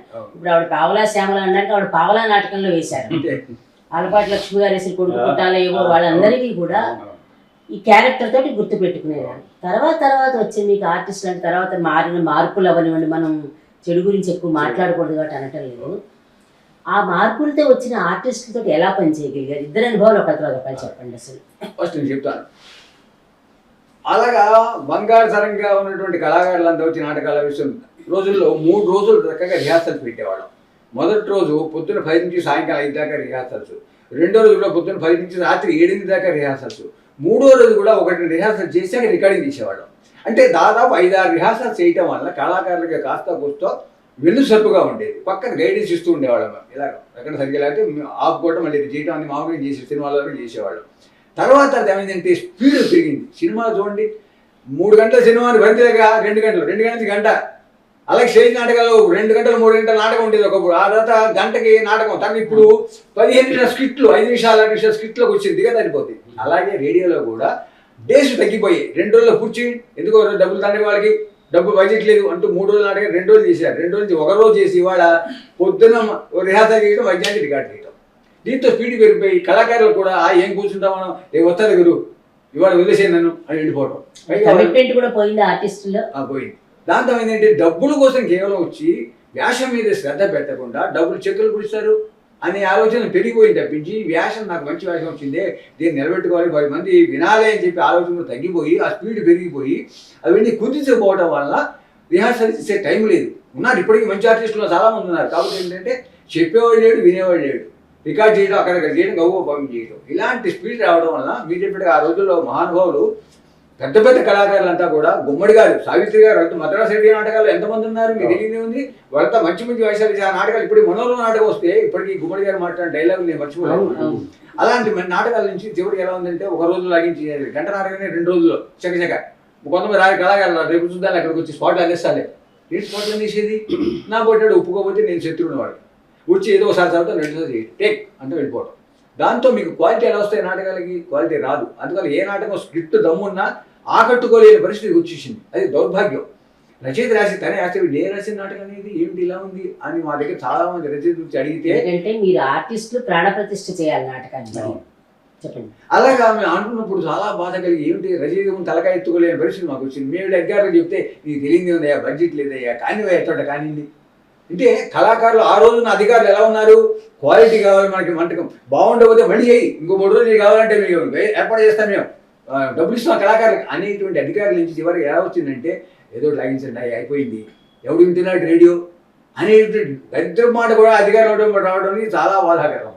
అలాంటివన్నీ మేము ఫేస్ చేసిన చివరి రోజుల్లో నేను ఫేస్ చేసి నేను నాటకం చేయడానికి అస్త్ర సన్యాసం చేస్తాననే స్థితి కూడా వెళ్ళినటువంటి రోజులు ఉన్నాయి. ఎందుకంటే నాటకం నిర్వహించేవాడు ఒక ఎత్తు అయితే అధికారుల పైన వాళ్ళు కళాకారులు బుక్ చేయడం కానీ వాళ్ళకి కావాల్సిన ఏర్పాటు చేయడం కానీ ఇవన్నీ కావాలి. ఇందాక జయప్రకాష్ చెప్పాడే కావాల్సిన వసతులు ఇవ్వకుండా నాటకం చేయడం ఎలా చేస్తారు? నాటకం చేయలేదు. పైగా మాకున్న వసతి ఏంటంటే రేడియోలో అనేక విభాగాలు ఉన్నా కూడా సంగీత శాఖలో మేము వెళ్ళలేం, ఇంకా మిగతా విభాగాలు తక్కువ ఉన్నాయి. రేడియోకి ప్రాణప్రతిష్ఠ చేసేది ఏంటంటే నాటకం మొట్టమొదటి కూడా బందా కనకలింగేశ్వర గారి దగ్గర నుంచి కూడా నాటకానికి ప్రాణప్రతిష్ఠ చేసి అద్భుతమైన నాటకాలు రేడియోలో వచ్చాయి. ఒక గణపతి, ఒక కన్యాశుల్కం, ఒక వరవిక్రయం, ఒక రాజరాజు, ఇలాంటి నాటకాలన్నీ చూసినప్పుడు వింటున్నప్పుడు అబ్బా ఏ నాటకాలు రా అని అందుకని పాత నాటకాలు ఇప్పటికీ కావాలని కోరుకుంటూ ఉంటారు. ఆ స్థితి నుంచి చివరికి ఇవన్నీ నేను చెప్పిన యథార్థాలు నాకు ఇందులో సందేహం ఏం లేదు, తప్పు కూడా ఏం లేదు. ఆ స్థితికి వచ్చి ఒకటి చుట్టేయండి, సినిమాలో చుట్టేయండి అంటారు. చుట్టేయండి అంటే ఆ చుట్టేయండి మాకు దగ్గర మా రేడియో కూడా వచ్చి చివరికి నాటకాలకి క్వాలిటీ లేకుండా పోయింది అని బాధపడతారు. మీ అనుభవం కూడా చెప్పండి. మీరు వచ్చేసరికి ఇంకా తగ్గిపోయారు కళాకారులు. తగ్గారు. మాధ్యమాలు దృశ్య మాధ్యమం చిన్నితెర రావటం, దీనికి ప్రయారిటీ తగ్గిపోతూ వచ్చిందంట. ఆ చేంజ్ అయ్యే దశలో నేను ఉండాల్సి వచ్చింది. నేను సాక్షి. ఎందుకంటే మీరు చేయాలని ఉత్సాహం ఉన్నా కూడా మీరు అన్నట్టుగా మీరు చాలా ఉత్సాహం కొద్దీ అవన్నీ లా ప్రాక్టీస్ చేస్తే మీకు కోట్లు వస్తాయి నిజంగా చెప్పాలి. అది వదులుకుని మీరు వచ్చేసారంటే దీని మీద ప్యాషన్తో మీరు ఎంత రామకృష్ణ గారు చెప్పినట్టుగానే మీరు ఎంత బాగా డ్రామా చేయించాలన్నా వచ్చిన ఆర్టిస్ట్కి మాడ్యులేషన్ కానీ మీరు అన్ని మీరు చెప్పిన పదాలతో పాటు కమిట్మెంట్ ఉండాలి, అధికారుల అండదండ ఉండాలి. మీరు ఎలా ఫేస్ చేశారు? ఎప్పుడైనా ఏదైనా మంచి నాటకం చేద్దాం అనుకుంటే ఫెయిల్ అయింది? ప్రతి ప్రొడక్షన్ స్ట్రగుల్ పడింది. ప్రతి ప్రొడక్షన్ ఎప్పటికప్పుడు ఇది బాగా ఉంది, ఓహో బాగా పేరు వచ్చింది, రెండోది బాగుంది కాదండి, మళ్ళీ వెతుక్కోవాలి, మళ్ళీ అన్ని సోర్సెస్, మ్యూజిక్ బిట్స్ కావాలి, మూడ్ మ్యూజిక్ కావాలి. పాతవి వాడేటువంటి పాతవి ఎంతకాలం వాడతాం? మారుతుంది కాలం. ఖచ్చితంగా కీబోర్డ్ బుక్ చేసుకోవటం, లేదంటే వయలిన్ బుక్ చేసుకోవటం, మనకు కావాల్సిన బిట్స్ చేసుకోవటం, చేసినప్పుడే సీన్ ఎలివేట్ అవడానికి బాగా పండుతుంది. ఎన్నో అలాంటి అక్షర కిరీటం నాటకం చేశాను. ఆయన బాపట్ల ఆయన రాశారు. అలాగే హింసధ్వని అది చేశాను. బయట పేరుంది నాటకాలు. మనుధర్మం సంజీవ్ గారు రాసిన నాటకం రాశారు. బయట పేరుంది, ఆ స్టేజ్ మీద పేరు వచ్చిన నాటకాలు మనం చేసామంటే మన మార్పు, మన కార్పు, మన రేడియో ఇది కనిపించాలి ఖచ్చితంగా. అది ఓకే ఆ నేపథ్యం ఉన్నప్పటికీ మన రేడియోలో దాన్ని ఒప్పించగలగాలి. రేడియోలో మనకు చేతనైనంత వరకు చేయటం, అలాగే రేడియోకి మార్పులు చేయటం, అదే స్క్రిప్ట్ని మార్చుకోవటం. అలాగా మరి అవన్నీ చేయడానికి సోర్సెస్ కాలానుగుణమైన మార్పులు కూడా వస్తున్నాయి అనుకుంటుంది. మనం విమర్శించుకునే పని లేదు. అది మార్పు వస్తున్నప్పుడు మన ప్రమాణం ఇంకా ఉన్నతీకరించుకోవాలి. ఉన్న వస్తువులు ఇంకా తగ్గించుకోకూడదు. ఇప్పుడు మనకి ఎవరో వస్తుంటారండి, అబ్బా ఆ రోజుల్లో అండి ఉషశ్రీ గారు ఉండేవారు, నన్ను ఎవరు అంటారంటే ఇప్పుడు ఏదో అయిపోయిందండి. నేనేం దాన్ని ఒప్పుకోను. ఆ రోజుల్లో కదా, ఇప్పుడు కూడా రేడియో అలానే ఉంది. మీకు వినికిడి సమస్య వచ్చింది, మీరు వినటం లేదు. అంతవరకు రేడియో ప్రమాణం ఖచ్చితంగా పాటిస్తున్నాం, అలాగే ఉందని నేను ఒప్పుకోను, అదే ఖండిస్తాను వాళ్ళని. మరి దానితో పాటు మనం ఒకసారి పునరాలోచించుకోవాలి. అది మనం ఎంతవరకు కరెక్ట్గా చేస్తున్నాము. మాధ్యమం పెరిగింది. అప్పుడు మనది ఒకటే రేడియో, ఒకటే మాధ్యమం.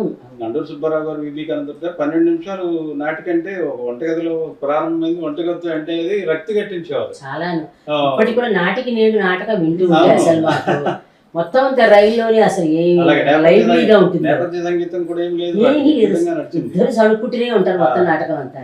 మరి అలాంటి చేసినప్పుడు ఇప్పుడు మరి హంగామా హంగు పెరిగినప్పుడు మనం కూడా ఉన్నతీకరించుకోవాలి, సాంకేతిక విలువలు ఖచ్చితంగా వెళ్ళాలి. మరి అలాంటప్పుడే వదిలేస్తే మనంతటా మనం ఇంకా సూసైడల్ విధానం అనమాట, అది జరగకూడదు అనేది మా ఉద్దేశం మొదటి నుంచి. ప్రతి ప్రొడక్షన్కి అలాగే నేను మ్యూజికల్ ప్రొడక్షన్ చేసే హరవిలాసం శివరాత్రికి, ఇప్పటికీ ప్రతి శివరాత్రికి నా ఆ రూపకం వస్తుంది. దానికోసం ఆ డమరకధ్వని కానీ, ఆ శంఖనాదం కానీ, ఇవన్నీ కావాలంటే ఒక మెడ్రాస్లో ఆర్టిస్ట్ ఉన్నారు, నెల్లూరులో ఉంటాడు భద్రాచలం అని, అతన్ని తెప్పించుకోవడానికి బ్రహ్మతరం అయింది నాకు, కావాలి అని. శివుడి మీద చేస్తున్న ప్రోగ్రాం పైగా సామాజిక షణ్ముఖ శర్మ గారు ప్రత్యేకించి రాశారు నా కోసం, రాసి మెడ్రాస్ నుండి ఎంఏఎస్ ప్రసాద్ గారు తీసుకున్న ఆ స్క్రిప్ట్ని వస్తే చాలా అపరూపంగా చూసుకున్నాం. ఆ ప్రొడక్షన్ మరి అలా ఉంటేనే దానికి మినిమం రాకుండా మిమిక్రీ చేద్దాం ఇదంటే కాదు, చెయ్యొచ్చు, చేయకూడదని కాదు. ఎవరి ఒరిజినాలిటీ వాళ్ళకు ఉండాలి, ఎవరి ఐడెంటిటీ వాళ్ళకు ఉండాలి. అది ఇంకా ఫ్లేవర్ పెరగటానికి, మన ప్రొడక్షన్ వాల్యూ పెరగటానికి అది ఉపయోగపడేది ఖచ్చితంగా. మరి అందుకని పునఃప్రసారానికి నోచుకుంటున్నాయంటే మరి అప్పటి వాల్యూస్ ఉండబట్టి. మరి మరో మోహన్జదారో అలాంటి మరో మోహన్జదారో నాటకం ఇరేజ్ అయిపోయిందేమో, ఎక్కడ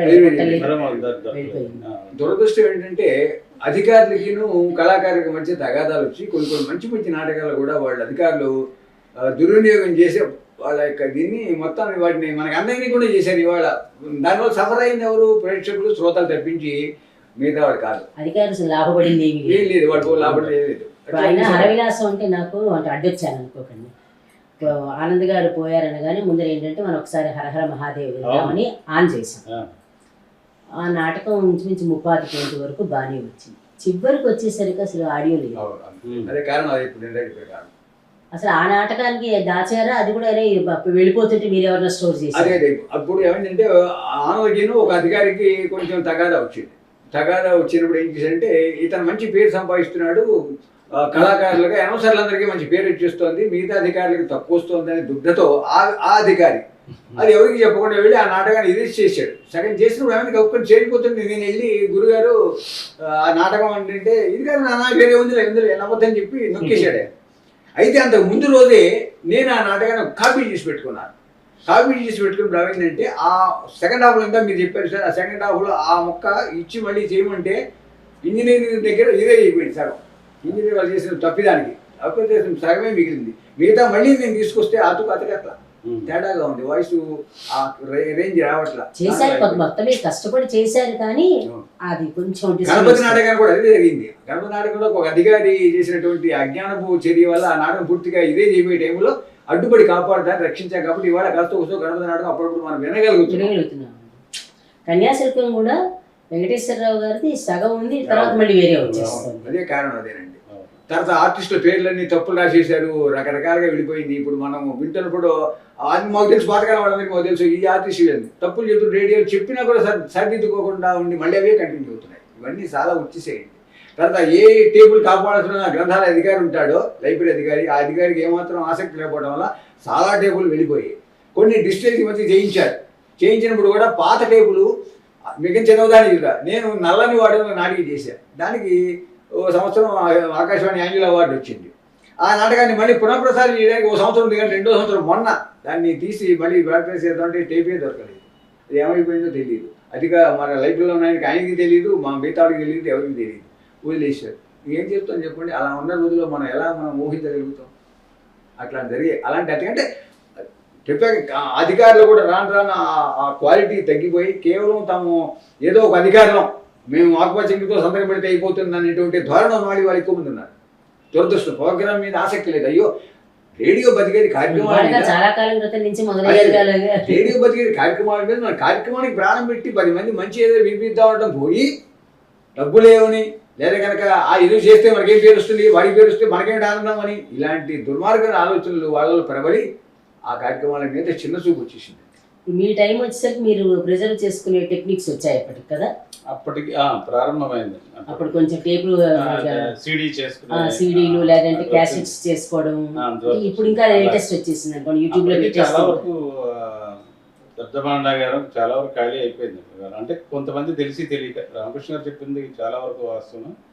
కొంతమంది తెలిసి తెలియక, దాని వాల్యూ తెలియక, వాళ్ళకి టేప్ కావాలి అర్జెంటుగా, ఏదో టేపు అని తీసేసుకునేవాడు. ఆ పిల్లలు క్యాజువల్ వాళ్ళు ఉంటారు కదా, వాళ్ళకి దాని విలువ తెలియదు కదా. వాళ్ళకి అజమాయిషి లేకపోతే అలా తీసేట. ఒకసారి విక్రాంతగిరి శిఖరం అని శ్రీగోపాల్ గారు చేశారు, విజయవాడ ఆంజనేయుడు ఫస్ట్ ప్రొడక్షన్, అసలు ఫస్ట్ ఆకాశవాణి అవార్డు వచ్చిన ప్రోగ్రామ్ ఎవరెస్ట్ కి సంబంధించింది కదా? ఎవరెస్ట్ టెన్సింగ్ టెన్సింగ్ నార్గే, వాళ్ళది. చేశారు. అది వెళ్ళిపోయింది, బలిపీఠం ఎక్కేసింది. రెండో పార్ట్ నేను కౌకొని పట్టుకోగలిగాను. అయ్యో, రెండో పార్ట్ అవ్వకుండా ఆపాను అనమాట. First part వెళ్ళిపోయింది. ఫస్ట్ పార్ట్ వెళ్ళిపోయింది. వెళ్ళిపోతే అప్పుడు లైబ్రరీలో ఎక్కడో పైన ఎక్కడో ర్యాక్స్ మీద పెద్ద ఈ సైజు టేప్స్ ఉంటాయండి. అవును, ఇవి కాకుండా ఇప్పుడు Schools లాంటివి. స్కూల్స్ పెద్ద, అందులోంచి కుద్దూస్ అని మా ఫ్రెండ్ ఉన్నాడు, ఇద్దరు నేను కలిసి దాన్ని కుటీర పరిశ్రమ పెట్టి మొత్తానికి రెండో టేప్ ఫస్ట్ పార్ట్ ని దానికి అతకగలిగాం. సాధ్యమైంది. ఇంకా కొంతవరకు ఉంది. ఉందండి, ఉంది. యూట్యూబ్ లో అప్లోడ్ చేశారా? ఉందండి. సరే, ఇప్పుడు మీరు ఎలాగో శ్రీగోపాల్ గారి పేరు అన్నారు కాబట్టి, అంటే మీ ఆకాశవాణి వాళ్ళకి శ్రీగోపాల్ గారు అంటే ఒక ప్రోగ్రామ్స్ కి సంబంధం కానీ బయట ప్రపంచానికి ఆయన శంకరాభరణం ద్వారా పరిచయం. ఎలాగో ఆ పేరు వచ్చింది కాబట్టి బ్రోచేవారు ఎవరు ఆ పాటని హేళన చేస్తూ పాడడం కనిపించేది ఒక్క నిమిషం. అవును. అది అప్పటికి మీరు వాళ్ళ అల్లుడు అయ్యారా? అప్పటికి ఇంకా అవలేదు శంకరాభరణం టైప్. అసలు ఆయన తెలియదు ఎవరు. తెలియదు. నాకు శ్రీగోపాల్ గారు చనిపోయిన తర్వాత ఆ పోస్టు వాళ్ళ అమ్మాయికి ఇచ్చారు. ఆమె నేను వివాహం చేసుకున్నాను. ఓకే ఓకే, అంటే మీకు ఆయన మీకు చూస్తే ఎలా అనిపిస్తుందా బిట్టు? లేదు, బాగుంది, చాలా బాగుంది. ఆర్టిస్ట్ యాక్టింగ్ మామూలుగా కడప నుంచి ఏదో ఒక నాటకం తీసుకొచ్చాను ఆయనదే, ఆయన ప్రొడక్షన్, ఆయన యాక్ట్ చేశారు. అందులో చాలా గంభీరమైన వాయిస్ అండి, చాలా బేస్ వాయిస్, హాస్యం కాదు. అది పాలెగాళ్ళ మీద వ్యవస్థ మీద అది చేసిన నాటకం పేరు గుర్తుందా? అదే ఈ ప్రశ్నకు బదులేది ఏదో నాటకం మంచి, చాలా బాగా అది అవార్డు వచ్చింది అక్కడ. ఎవరండి ఆయన? జానపదం కడపలో ఆర్వేటి ఈయన ప్రొడక్షన్, ఇద్దరు ప్రొడక్షన్. అది వచ్చిన చాలా డెంగరీ పాత్ర వేసాడు, మామూలు కాదండి, అద్భుతంగా ఉంది అన్నమాట చాలా. అది నేను సినిమాలో చూసి అలాగే స్వాతి ముత్యంలో కూడా ఒక మాస్టర్ పాత్ర, తయారమ్మ బంగారయ్య, ఆలాపన, మగమహారాజు గారు, మంచుపల్లకి, ఇలా వంశీ పిక్చర్స్ లో ఒక 4-5 సినిమాలు పైగా ఉన్నారు ఆయన. సరే, అదృష్టం అనుకున్నాను. ఇది ఇక్కడ ఒక జోక్ చెప్పాలన్నమాట. నా పిహెచ్డి వర్క్ కోసం రామన్ గారి మీద నేను చేశాను కదా, రజనీకాంతరావు గారి దగ్గరికి 2-3 సార్లు వెళ్తాం అయింది. వెళ్తే రామకృష్ణ గారు నన్ను పరిచయం చేయటం, ఊరికే సరదా రిలీఫ్ కోసం వెళితే, ఇలా జయప్రకాష్ మా తర్వాత వచ్చాడు తమ్ముడు, చాలా బాగా చేస్తున్నాడు, దీన్ని అవార్డులు వచ్చినాయంటే ఆయనకి ఏమి రికార్డ్ అయ్యేది కాదు. రజనీకాంతరావు శ్రీగోపాల్ గారు అల్లుడు ఎందుకంటే వాళ్ళతో కలిసి పనిచేసిన వాళ్ళు. ఏంటి నా బ్రతికిలో క్యారెక్టర్ చెప్తున్నారు మీరు? జయప్రకాష్ చెప్పాలంటే ఒక రేడియో అనౌన్సర్ చేసిన కార్యక్రమాలని బలాపేక్ష లేకుండా ప్రేమతో తను వాటి మీద రీసెర్చ్ చేసి డాక్టరేట్ తీసుకోవడం మామూలు విషయం కాదు. చాలా ఇబ్బందులు ఎదుర్కొన్నాడు అతను అందులో. అయినప్పటికీ కూడా ఇవాళ నంబర్ 1 అనౌన్సర్గా అనౌన్సర్ అందరికి పేరు తీసుకొచ్చిన వ్యక్తి తమ్ముడు జయప్రకాష్. నిజమేనండి. అంటే ఊరికి ఇక్కడ ఎందుకంటున్నాం అంటే, ఎలాగైనా మనం సినిమా వాళ్ళకి తొందరగా గుర్తింపు వస్తుంది. ఈయన ఇంత రేడియోలో ఉన్నా కూడా జయప్రకాష్ గారు అంటే మన శ్రీగోపాల్ గారు అనగానే అందరికీ కూడా మిగిలిన సినిమాల కంటే కూడా శంకరాభరణం పాపులర్ అవ్వడం. ఈ చిత్రం చూడండి, చాలా చిన్న పాత్ర అయినా ఐడెంటిటీ ఉన్న పాత్ర, చాలా ఒక్క నిమిషం కనిపిస్తారు. ఇప్పుడు బాపు గారు కూడా ముత్యాల గుంపులో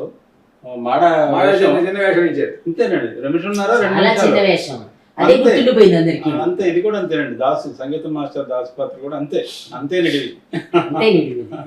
నా అదృష్టం కొద్దీ నేను కొంచెం పెద్ద వాళ్ళు గోలేటి వెంకటేశ్వర గారు, ఎన్సీ కృష్ణమాచార్య గారు, జగన్నాచార్యులు గారు, అనవ రామస్వామి గారు, తనమూడి రామారావు వీళ్ళందరూ పనిచేయడం ఏంటంటే ఎప్పుడు ఎక్కడ ఎలా మాట్లాడాలి, ఎంత మోతాదులో మాట్లాడాలి. కృష్ణమాచార్య గారు చాలా అద్భుతంగా చెప్పేవాడు.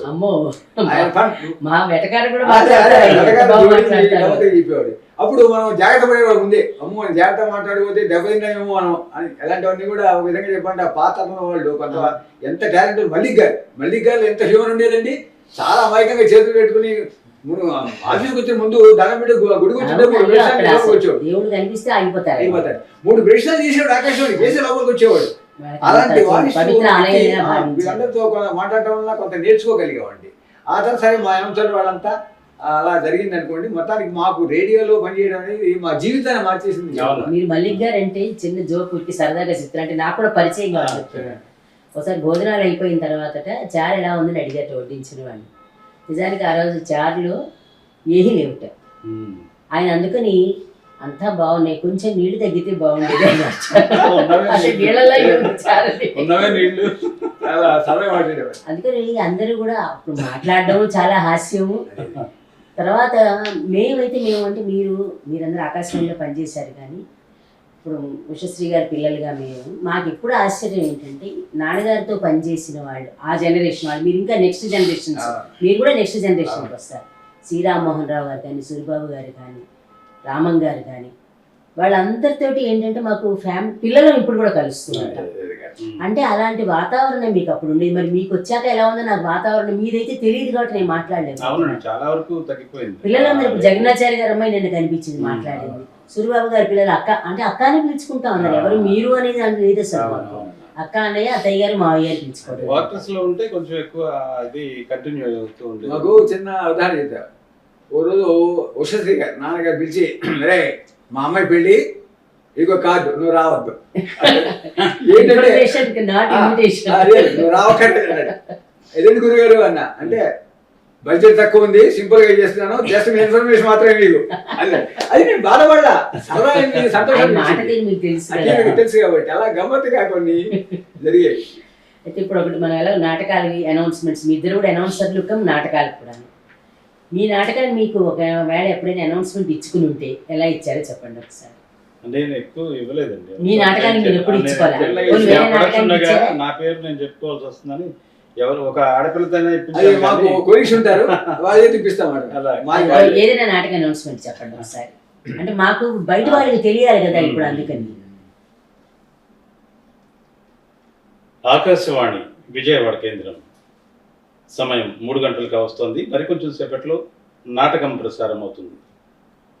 ఆకాశవాణి హింసధ్వని నాటకం, రచన శ్రీ వల్లూరు శివప్రసాద్, నిర్వహణ డాక్టర్ బి జయప్రకాష్. వినండి హింసధ్వని నాటకం. ముగింపు మళ్ళీ ఆర్టిస్టుల పేర్లు ఎలా చెప్తారు ఊరికే ఒకసారి. మీరు ఇంతవరకు హింసధ్వని నాటకం విన్నారు. రచన శ్రీ వల్లూరు శివప్రసాద్, నిర్వహణ డాక్టర్ బి జయప్రకాష్. ఇందులో కల్పన చిరంజీవి భార్గవి, గోపి నాయుడు గోపి, కల్పన తల్లి ఎం రత్నకుమారి, గంగోత్రి సాయి తదితరులు పాల్గొన్నారు. ఈ కార్యక్రమం ఆకాశవాణి విజయవాడ కేంద్ర సమర్పణ. ఎందుకంటే ఆ నాటకం అయిపోయింది నా 3 to 4 అవ్వగానే అబ్బా అయిపోయిందా అని అనిపించింది మాకు. సండే 3 to 4 అనేది అసలు గోల్డెన్ టైం అనమాట అందరికీ. మీరు కూడా అనౌన్స్మెంట్ చెప్పండి ఒకసారి. మీకు నచ్చిన నాటక అనౌన్స్మెంట్ చెప్పండి, పర్వాలేదు. ఇంకా మాకంటే పూర్వకాలంలో ఇలా చెప్పేవారు. ఆకాశవాణి విజయవాడ, హైదరాబాద్, విశాఖపట్నం, కడప కేంద్రాల నుంచి ఒకేసారి ప్రసారం. హర హర మహాదేవ నాటకం, రచనా దర్శకత్వం శ్రీ సత్యం శంకరమక్షి. ఇందులో మాధవయ్య శ్రీ జి గోవిందరావు, ప్రకాశం శ్రీ ఎం అరుణప్రసాద్, లక్ష్మి కుమారి శ్రీలక్ష్మి, నిర్వహణ సత్యం శంకరమక్షి. ఈ నాటకం ఆకాశవాణి విజయవాడ కేంద్ర సమర్పణ. ఇలా విజయవాడ కేంద్రం నుంచి వెలువడింది. అంటే మీ నాటకాలు మీరు ఎప్పుడైనా చెప్పుకున్నారు? మీరు చెప్పుకోలేదు. మాకు కొలీగ్స్ ఉంటారు, నా నాటకం చెప్పాలంటే చెప్తారు. ఒక్కొక్కసారి మేము విన్న అనౌన్స్మెంట్స్ వాళ్ళ నాటకాన్ని వాళ్ళు చెప్పుకున్న కూడా విన్నాం. ఆ రోజు మీరే అనౌన్సర్ గా రావాల్సి వస్తే తప్పదు కదా. లైవ్ లో మా పేరు మేము చెప్పుకున్న సందర్భాలు కూడా ఉన్నాయి. లైవ్ లో ఉన్నప్పుడు, డ్యూటీలో ఉన్నప్పుడు చెప్పాల్సి వస్తుందండి. అనౌన్స్మెంట్స్ రికార్డ్ చేయకుండా ఉంటే ముందు. సరే, ఇప్పుడు ఇంతవరకు మీ ఇద్దరు కెరీర్ గురించి మాట్లాడాను. ఇప్పుడు నాకేంటంటే నేను ప్రత్యేకంగా ఒక ఉద్యమంలాగా బయలుదేరింది ఏంటంటే, మా నాన్నగారు ఉషశ్రీ గారు 1928లో పుట్టారు. రేపు 28కి 100 ఏళ్ళు అవుతుంది, ఇంకో 3 ఏళ్ళు. అంటే మాకు దేవుడు అనుకూలించి మా నాన్నగారి ఆశీర్వాదంగా ఉంటే 1920 రేపు 27 నుంచి 28 వరకు సెంటినరీ సెలబ్రేషన్స్ చేయాలనుకుంటున్నాం. సరే, అవి జరుగుతాయో లేదో తెలియదు, కానీ ప్రత్యేకంగా ఆయనతో పనిచేసిన అనుభవంలోనూ, ఆయనతో మీకున్న సాంగత్యం కానీ, మీతో ఎప్పుడైనా మీరు తిట్టించుకున్నా, సంతోషపడినా అన్నీ దీంట్లో ఓపెన్గా మాట్లాడుకోవచ్చు, ఏం తప్పేం లేదు. మీకున్న స్వీట్ మెమరీ కానీ, అబ్బా లేదు ఎందుకు ఇలా ఇంత చికాగ్గా ఈయన మాట్లాడారు అని బాధపడింది కానీ, ఎందుకంటే నాకు తెలిసి అంటే మీరు చెప్పాలి కానీ ఏ మనిషిని ద్వేషించే లక్షణం అయితే లేదు మన అందరికి. నాకు తెలిసినంతవరకు ఇష్టమైతే ప్రేమిస్తారు, లేకపోతే మాట్లాడాలి.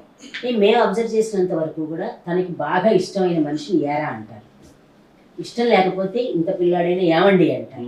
నాకు తెలిసినంత అది మీ అనుభవంలో మీరు చెప్పండి, నేను చెప్పడం కాదు కదా. ఉషశ్రీ గారు ఒక విలక్షణమైన వ్యక్తి అండి. ఆయన అర్థం చేసుకోవటం సామాన్యులు కొంచెం కష్టమే. అయితే ఆయనతో పాటు కొంత సాహచర్యం జరిగాక ఒక ప్రేమ ఏర్పడుతుంది. ఉదాహరణకి నేను ఒకసారి ఉషశ్రీ గారు నూజివీడు వెళ్తున్నారు, కాలేజీలో ఎక్కడ ఉపన్యాసం ఇస్తున్నారని తెలిసింది. నందు సుబ్బారావు వచ్చి బాబాయ్ మేము నూజివీడు వెళ్తున్నాం అన్నాడు. అంటే నాకు కూడా ఎందుకు వెళ్ళాలనిపించి బాబాయ్ నెగులు వస్తాను, నన్ను కాదు అలాగేసింది ఆ సింహాన్ని అడిగి వెళ్ళి అన్నాడు. నేను వెళ్ళి గురువుగారు మరి నేను అంటే ఎక్కడ రాను వచ్చేది అన్నాడు. కోపడకండి మీ సరదాగా మాడుంటే చూడాలి కోరుకుంది అయితే సాగు అన్నాడు. అంతా ముగ్గురం కలిసి వెళ్ళాం. అక్కడ జనం కిటకిటలు వెళ్ళిపోతున్నారు. నూజివీడు ధర్మప్పారావు కాలేజీలో జనం కుర్రాళ్ళు ఇలా అలా అలర్జీ. ఇట్లా అంతకుముందు ఏదో డ్యాన్స్ కార్యక్రమం జరిగింది ఆడపిల్లలది, ఇక రెచ్చిపోయారు కుర్రాళ్ళు. ఆ తర్వాత ఆ ప్రిన్సిపాల్ గారు వచ్చి ఆ ప్రొఫెసర్ టి వేణుగోపాలరావు కూడా మాతో వచ్చాడు ఆ రోజున. ఆ ప్రిన్సిపాల్ గారు వచ్చి ఇవాళ ఒక ప్రఖ్యాత వ్యక్తి విజయవాడ కేంద్రం నుంచి వచ్చారు అల్లిందరి నుంచి, మరి మీ అంతా కూడా సైలెంట్గా ఉండాలి ఓ అన్నారు. ఏ మాట మాట్లాడినివ్వట్లేదు, ప్రతి మాటకి మోసేస్తున్నారు. ఏమిటిది సరే ఈయన అన్నాడు నాగో అన్నాడు ప్రిన్సిపాల్. ఈయన టకటకట కాస్త పిలవకుండా మెట్లకి వచ్చాడు. మీరంతా ఒక నిమిషం అవుతారా, 1960 తర్వాత పుట్టిన ఏ విధవకి తలకాయ లేదు అన్నాడు. అనగానే ఓ ఇంకా కోపం కానీ ఆగిపోయారు. అంటే నా ఉద్దేశం తలకాయలు మీ అందరికీ ఉన్నాయి కానీ బ్రెయిన్ ఎవరు ఉపయోగించట్లా. ఉపయోగిస్తే మీరు మేధావులు అవుతారు, సర్వేపల్లి రాధాకృష్ణ అవుతారు, ఇంకో అంబేద్కర్ అవుతారు, ఇంకోటి అవుతారు అని చెప్తుంటే ఒక్కసారి అంతా సలబడిపోయింది వాతావరణం. అప్పుడు ఇప్పుడు యువత అనేది చాలా ముఖ్యమైన పాత్ర వహిస్తుంది జీవితంలో. ఆ టైంలో అది బంగారు లాంటి సమయం, దాన్ని వృధా చేయకూడదు. చేస్తే ఎందుకు పనికిరారు. అదే మీరు దృష్టి పెట్టండి చదువు మీద. మీరు ఎందుకు కాదు నువ్వు లేరా, నీ పేరేంటి, నా పేరు సుబ్బారావు అండి. సుబ్బారావు రేపు పొద్దున IAS ఆఫీసర్ అవుతావురా నువ్వు అనగానే వాడి ఫ్రెండ్స్ అంటావో ఇంకోని ఇలా ముగ్గురు నలుగురిని మొత్తానికి తన దారిలో తెచ్చుకున్నప్పటికీ పిల్లలు అయిపోయి ప్రింట్ ఆఫ్ సైలెన్స్ అంటే ఎక్కడ చూశాను. ఆ తర్వాత ఆయన ఉపన్యాసం అనేక విషయాల మీద దొరికింది, ముఖ్యంగా యువత మీద ఎక్కువగా మాట్లాడారు. ఎందుకంటే కాలేజీకి వచ్చారు కాబట్టి ఆయన సమయస్ఫూర్తి కుర్రాలను ఉద్దేశించి ఆయన మాట్లాడిన మాటలు ఎప్పటికీ నా చెవుల్లో రింగురుమంటున్నాయి. మీ అందరూ చాలా తెలియగల వాళ్ళు, మీ అమ్మానాన్ని చూసి అదృష్టం మీరు మగ పేదవాళ్ళ పుట్టారు, మీరు మరి దాన్ని సార్థకం చేసుకోండి, అమ్మానాన్ని ప్రేమించండి, వాళ్ళని పెద్దగా వృద్ధాప్యంలో చూడాలంటే మీరు మంచి పదవిలో ఉండాలి అంటూ ఎక్కడెక్కడికి వెళ్ళి మొత్తానికి వాళ్ళందరినీ కూడా ఒక అయిపోయాకండి సభ కిందకి దిగ్గానే వచ్చి అందరూ కుర్రాడు పాదాన్ని పడిపోయారు. ఇంత అల్లరి చేసిన విధవులు కూడా వచ్చి గురుగారు పొరపాటు జరిగింది లేదా అంతా ఒకటేనా రండి టీ తాగుతారు రండి అని ప్రిన్సిపాల్ అందరికి టీ పెతాయా అన్నాడు. ఆ ప్రిన్సిపాల్ అప్పుడు గౌవ చెప్పి 50-100 టీలు ఇప్పించి అందరికి ఇప్పిస్తే తాగండి కొంచెం తాగండి అరే ఏమన్నా అన్నారా మొత్తం మీకు చెప్పేది నాగస్వరం ఊరితే కనుక పాము అన్నట్టుగా ఆడారండి. అప్పుడు నేను గమనించా, అమ్మ ఈ ఉషశ్రీని మనం ఏదో అనుకుంటాం కానీ సామాన్యుడు కాదు, మాట కటు కానీ మనసు వెన్నకంటే ఎక్కువ నా దృష్టిలో. సపోజు ఒక కళాకారుడు వచ్చాడు, ఆయన పీడిస్తున్నాడు, గురుగారు నా ప్రోగ్రామ్ అండి, రేడియోలో ప్రోగ్రామ్ అండి, నేను సాహిత్యాలు చేసి అంటే ఈయన కొన్ని ప్రాథమికంగా కొన్ని ప్రశ్నలు అడిగాడు. వాడికి ఏమీ రాదు, ఏమి చెప్పలేకపోతున్నాడు వాడు. నువ్వు ఇక్కడ ఎలా మాట్లాడా కానీ ఓ పని చేయి, ఎవరి చేత మంచి వాడి చేత స్క్రిప్ట్ రాయించుకురా, అది ఒక చదువు ఇక్కడ ఒక్కసారి నీకు ఇచ్చారు, మళ్ళీ రెండోసారి నీకు ఛాన్స్ లేదు రేడియోలో, అది కూడా నా వెంటబడి తిరుగుతూ కాలు కొట్టుకున్నావు కాబట్టి నువ్వు MA తెలుగు అయ్యావు, నువ్వు మీ మాస్టరుడు అని కటుగా అన్నా కూడా ఆయన మాట్లాడిన దాంట్లో ఎంత అర్థం ఉందంటే వాడు చివరికి కన్నీళ్ళు పెట్టున్నాడు. సార్ నేను రేడియోలో మాట్లాడిన కోరికండి, అదే కరెక్టే కాదంటలేదు కానీ నీ స్క్రిప్ట్ బాగుండలేదే వీళ్ళు రాయించుకురా అని రాయించుకొచ్చి 4 రోజుల తర్వాత వాడు స్క్రిప్ట్ పెట్టుకొస్తే మోడల్ చూడరా అన్నాడు. చూసి బాగుంది గురుగారు ఓకే అని సంతకం పెట్టి ఓకే మళ్ళీ రెండోసారి రాగలవు అన్న. ఎందుకంటున్నానంటే అయోగ్యుడి కనుక అవకాశం ఇస్తే రేడియో కార్యక్రమాలు ధ్వంసం అవుతాయని నేను బాగా తెలుసు కాబట్టి ఆయన వాడిని ఏడవకుండా ఉండేది జోగొట్టేందుకు ఒకసారి కార్యక్రమం ఇచ్చి మళ్ళీ రాకుండా చేశాడు. తర్వాత ఎవరన్నా వచ్చి అయ్యా నమస్కారం రండి కూర్చోండి, తమరు రాసిన దాంట్లో చిన్న విషయం కొంచెం నాకే అర్థం కాదు చూడండి ఒకసారి. పర్వాలండి దిద్దుకున్న వాళ్ళు ఉన్నారు, నాకు చెప్పేది ఏంటంటే వెళ్ళిపోయిన వాళ్ళు ఉన్నారు, పోతే పోతాడు మనకేంటి, మనకు కావాల్సిన శ్రోతలు వాళ్ళు బాగుందనాలి, వీటి ద్వారా శత్రువు అయితే నాకేం నష్టం లేదు. శ్రోతలు రేపు మనం తిట్టకూడదు, రేడియో వింటున్న వాళ్ళు వాళ్ళకందరికీ మన ఏదో ఇక్కడ ఉద్ధరిస్తున్నామని చెప్పి వాళ్ళంతా అనుకున్నప్పుడు మనం కాస్త కూర్చో మన వృత్తికి న్యాయం చేయాలి అన్న మాటలు ఎప్పుడు కూడా నా చెవులో ఇంగురు పడతాయి.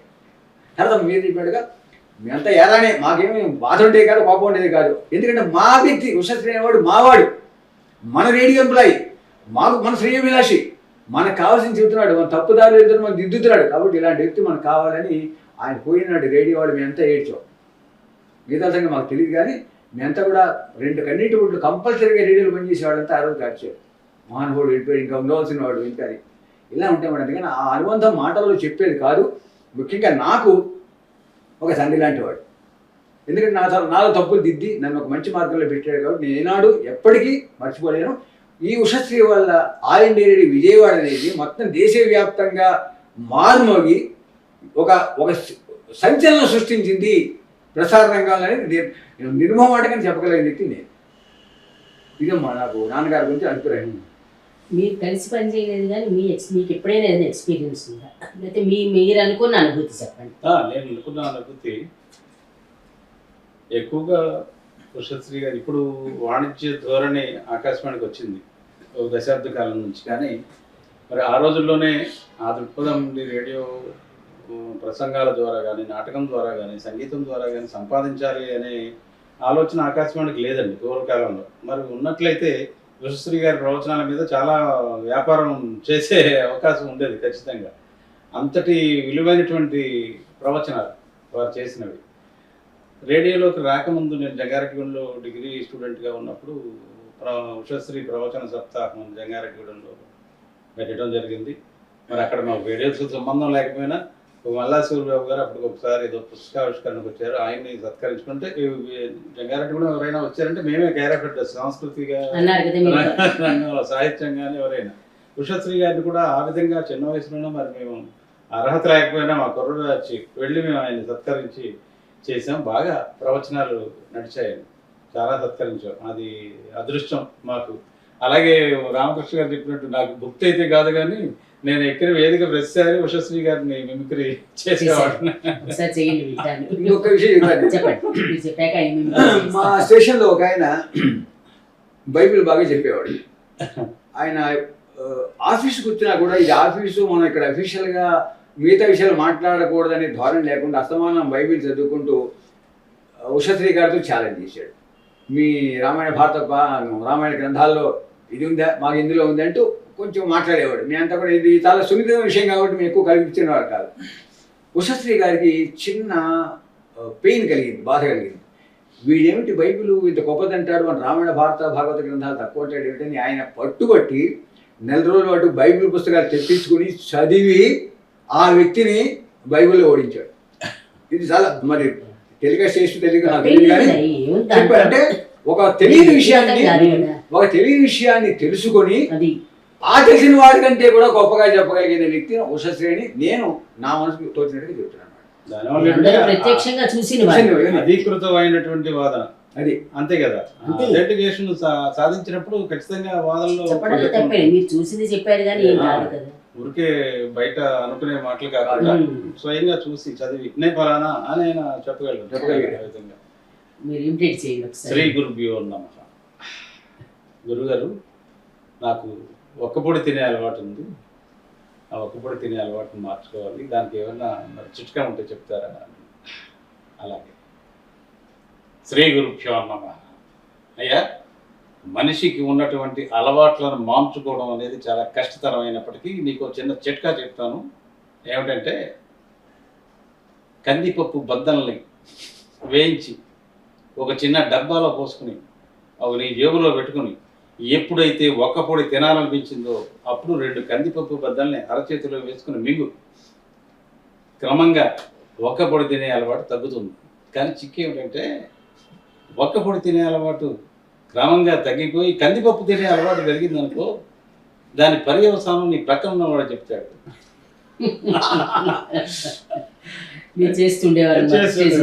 సరదాగా చేస్తూ అది కూడా అది రేడియో చేయటం, పంట సీమలు, పొలం వైహనుమంతరావు గారు వాయిస్ కానీ.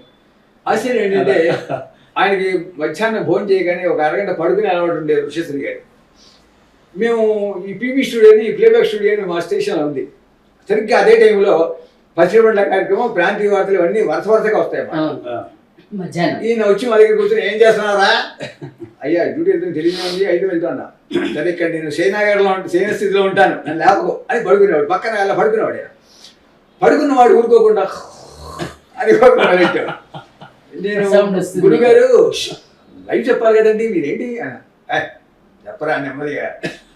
చివరికి మీ ఫ్యాన్ కొంచెం తీసి బాగా దగ్గరికి వచ్చాను పెట్టి ఆకాశవాణి విజయవాడ కేంద్రం జనం త్వరగా చెప్పి తప్పి పట్టాసేవాడు. శ్రీ గారు పడుకున్న ఒక అందమైన పడుకుంటుంది.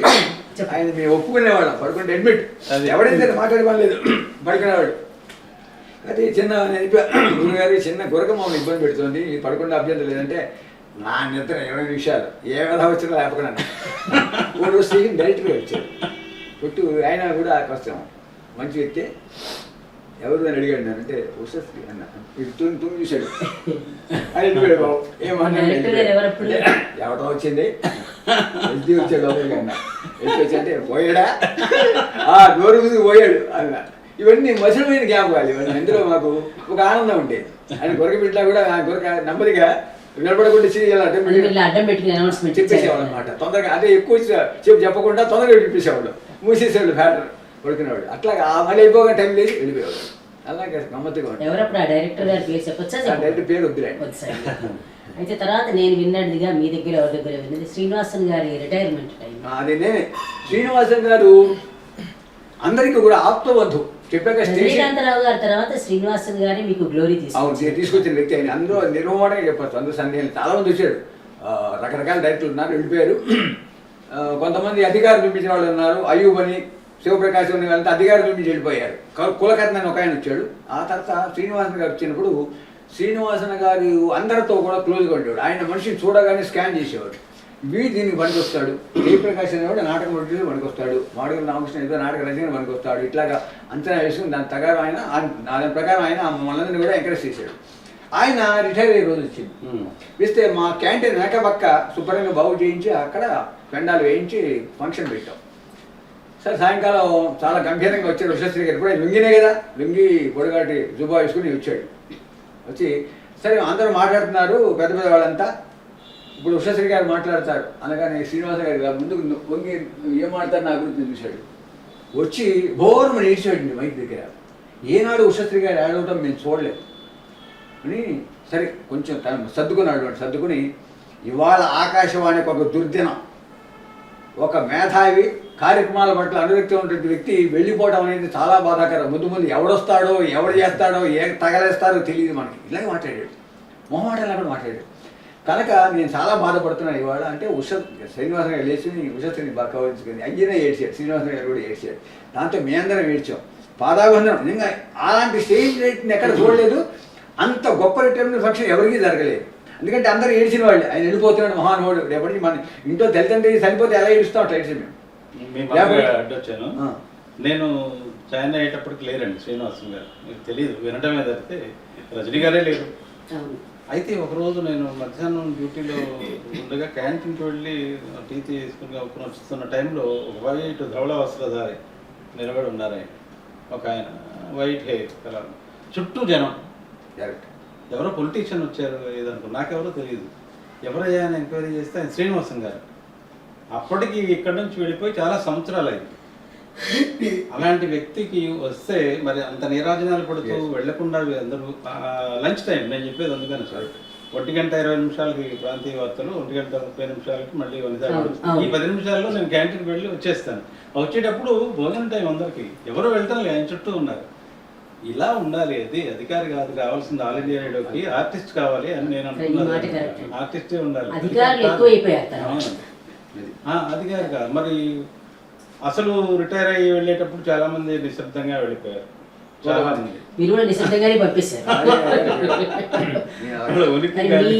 చెరొక అనుభూతి బాగుంది. మీరేమో లైవ్ లో చూడడము, తర్వాత వచ్చాక ఆయన ఇలాగా రెండు నిజంగా మెమొరబుల్ ఇన్సిడెంట్స్. శ్రీనివాసన్ గారు అప్పుడు ఎవరు ఆయనని తెలుసుకుంటాం కదా మనం కూడా. అప్పుడు ఎందుకు ఆయనకి ఆ పేరు వచ్చిందంటే ప్రోగ్రామ్స్ ఆల్ ఇండియా రేడియో కావాల్సింది సౌండ్, శబ్దం కావాల్సింది. శబ్దాన్ని నువ్వు ప్రొడ్యూస్ చేయి ఎన్ని విధాలుగా అయినా. అధికారం చెలాయించడానికి రాష్ట్ర ప్రభుత్వ ఉద్యోగాలు ఉంటాయి, కేంద్ర ప్రభుత్వ ఉద్యోగాలు ఉంటాయి, కానీ ఆకాశవాణికి కావాల్సింది మాత్రం ఆర్టిస్ట్ అంతే. ఏ కేడర్లో ఉన్నా అది. క్లాస్ 4లో ఉన్నా ఒక ప్రకాశం అని ఒక అతను ఉండేవాడు, సెక్యూరిటీ గార్డ్ అండి, మన గేట్లోనే ఉండేవాడు. ఉషశ్రీ గారి టైంలోనే ఉండి ఉంటాడు. నేను వచ్చాక ఒక సంవత్సరం ఉన్నాడు. ఆయన పద్యాలు పాడేస్తాడండి. అబ్బా హార్మోని పెట్టు వస్తే లోపల గేట్ దాటి రావాలంటే అతను పర్మిట్ చేయాలి. అవును అవును అతను వచ్చి నేను కూడా చెప్తాను చెప్పండి. చక్కగా, గురుగారు మీ దగ్గర పద్యం పాడి మీ ఆశీస్సులు పొందాలని కోరికండి అన్నాడు ఒక సెక్యూరిటీ గార్డు ప్రకాశం ఉషశ్రీ గారిని. మధ్యాహ్నం 1:30కి రా, నేను 1 పడుకుని 1:30కి లేస్తాను, అప్పుడు రా అన్నాడు. సరే 1:30కి వాడు ఉత్తమ శిష్యుడు లాగా వచ్చి నిలబడి హరిశ్చంద్ర పద్యాలు అందుకున్నాడు. ఈయన ఆనందపడి నవ్వుతున్నాడు ఉషశ్రీ గారు. వాడిని వేళకాలం చేయాలి, ఒరే ఎంత బ్రహ్మాండంగా పాడావు, నచ్చావు నాకు. భాష అనేది ఒకటి ఉంటుంది తెలుగులో, ఆ భాషను మాత్రం కొంచెం జాగ్రత్తగా పెట్టుకుంటే రాగమ బ్రహ్మాండంగా పాడావు.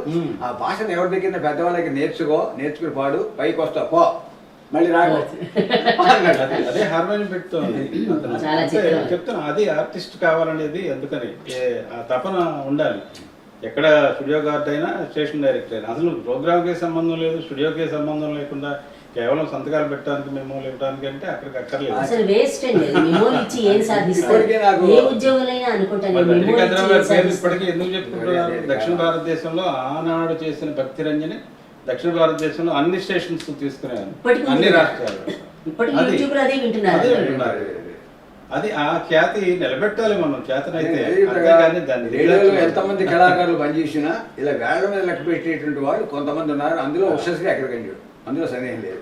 తర్వాత మీరు చెప్పిన రజనీకాంత్ గారు, శ్రీనివాసన్ గారు, ఇలా కొంతమందిని మనం ఎప్పుడు ఎందుకంటే నిజంగానే ఇప్పుడు మీకు ఎంత టాలెంట్ ఉన్నా మీ టాలెంట్ ని గుర్తించే అధికారి లేకపోతే వేస్ట్ అయిపోయినట్లే. ఇప్పుడు ఈ సందర్భంగా నేను వ్యక్తిగతంగా నా కెరీర్ గురించి చెప్పాల్సి వస్తే ప్రయాగ వేదవతి గారు ఆ టైంలో నేను చేసిన ప్రతి ప్రతిపాదనని ఆమోదించడం, మరి ఆవిడకి కృతజ్ఞతలు చెప్పుకోవాలి. నా మీద నమ్మకం ఉండాలి కదా చేయడానికి. ఎక్కడో వెళ్తాను అంటే పంపించడానికి కానీ, అలాగే ఆవిడ వర్క్ చేయించుకోవడంలో కూడా ఉంది.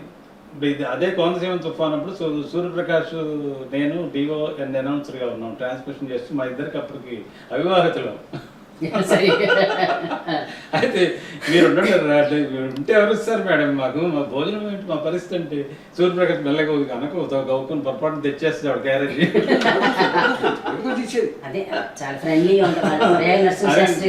అవును, నవ్వుకుంటూ అలా కన్విన్స్ చేసేది. డ్యూటీ చేయించుకోవటం కూడా. మరి నిజానికి అధికారి అంటే అధికారి కావాల్సింది అలా.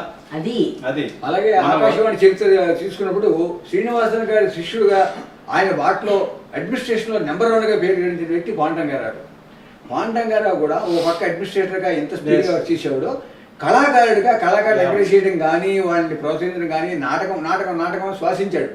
నేను సరదాగా అనేవాడిని, ఈయన మీకు భార్య కావాలి నాటకం కావాలంటే భార్య ఉండేది కదా, నాటకం కావాలి అంటాడు అని చాలా స్టేజ్ చెప్పాను నేను. అలాగా పాండురంగారావు పని కట్టుకుని రేడియో నాటకాన్ని, స్టేజ్ నాటకాన్ని 2 జోడు గుర్రాలుగా నడిపించి తీసుకెళ్ళి రేడియోలో చాలా మంచి పేరు గడించాడు. మా అందరికి కూడా మంచి ఆప్తుడు, సన్నిహితుడు తెలుసుకున్నాడు. అవునండి, పాండురంగారావు గురించి నేను కూడా మాట చెప్పాల్సింది అంటే, రేడియో నాటకం అంటే పేరు ఓకే ఉన్నదే, కానీ రేడియో నాటకానికి స్టేజ్ నాటకానికి సంధానకర్తగా ఉన్నాడు. వేరు అని ఎప్పుడూ లేదు. ఎప్పుడు ఒక కళాకారుడు, నాటక కళాకారుడు ఏదన్నా ఆపదలో ఉండి అర్థించి పాండురంగారావు లోపలికి వెళ్ళొద్దాం ఒక అడుగు అని చెప్పి, నేను పలానా కష్టంలో ఉన్నానంటే నిలబెట్టి అందరి దగ్గర 10 రూపాయలు 100 రూపాయలు నాకు జేబు నింపి పంపించేవారు. మంచి హృదయం పాండురంగారావు. అలా డ్రామా విషయంలో కూడా రేడియో నాటకానికి ఇది రేడియో బాగుండదా, ఎలా చేయొచ్చు స్టేజ్ నాటకానికి, అలాగే స్టేజ్ ఆర్టిస్ట్ దొరికినా కూడా అలాగే రేడియో ఆడిషన్ అవ్వను అని చెప్పడం, బాగా నాటక రంగాన్ని తర్వాత కొనసాగించిన వ్యక్తి ఆయన.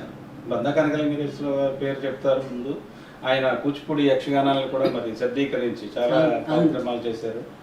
ఇక్కడ ఒకటి చిన్న కించిత్ గర్వం ఏంటంటే సార్, ఆయన పశ్చిమ గోదావరి జిల్లా ఏలూరు బార్ అసోసియేషన్లో లాయర్గా ఉండి విజయవాడ ఆకాశవాణికి వచ్చారు. భవదీయుడు జయప్రకాష్ కూడా ఏలూరు బార్ అసోసియేషన్లో ఉండి అక్కడ నుంచి కళాకారుడిగా అదే నాటక రంగానికి విజయవాడకు వచ్చారు. ఇదంతా పలాట లిఖితం రాసింది, మనకు తెలియదండి. అలాంటి మందా కాంగ్రెస్ దగ్గర నుంచి సత్యం శంకర్ నుంచి పాండురంగారు, ఏవి ఆనంద్, శ్రీరాములు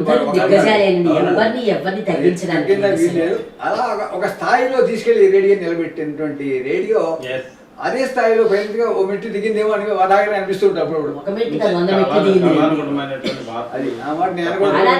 మార్పులు ఎప్పుడు అంగీకరిస్తాం. అయితే అది ఇప్పుడు వచ్చిన మాధ్యమం మనకి మీడియా అంతా వచ్చిన తర్వాత ఆ తగ్గడాన్ని ఎవరు తప్పు పట్టట్లేదు. కానీ అంతకు ముందరికి అంత తర్వాతే కార్యక్రమాల క్వాలిటీ తగ్గిపోయిన మాట వాస్తవం. చెప్పారు కదా మీరు అందరూ, ఎవరు చేసేయండి అని అన్నారంటే ఎవరు ఏం చేయలేరు.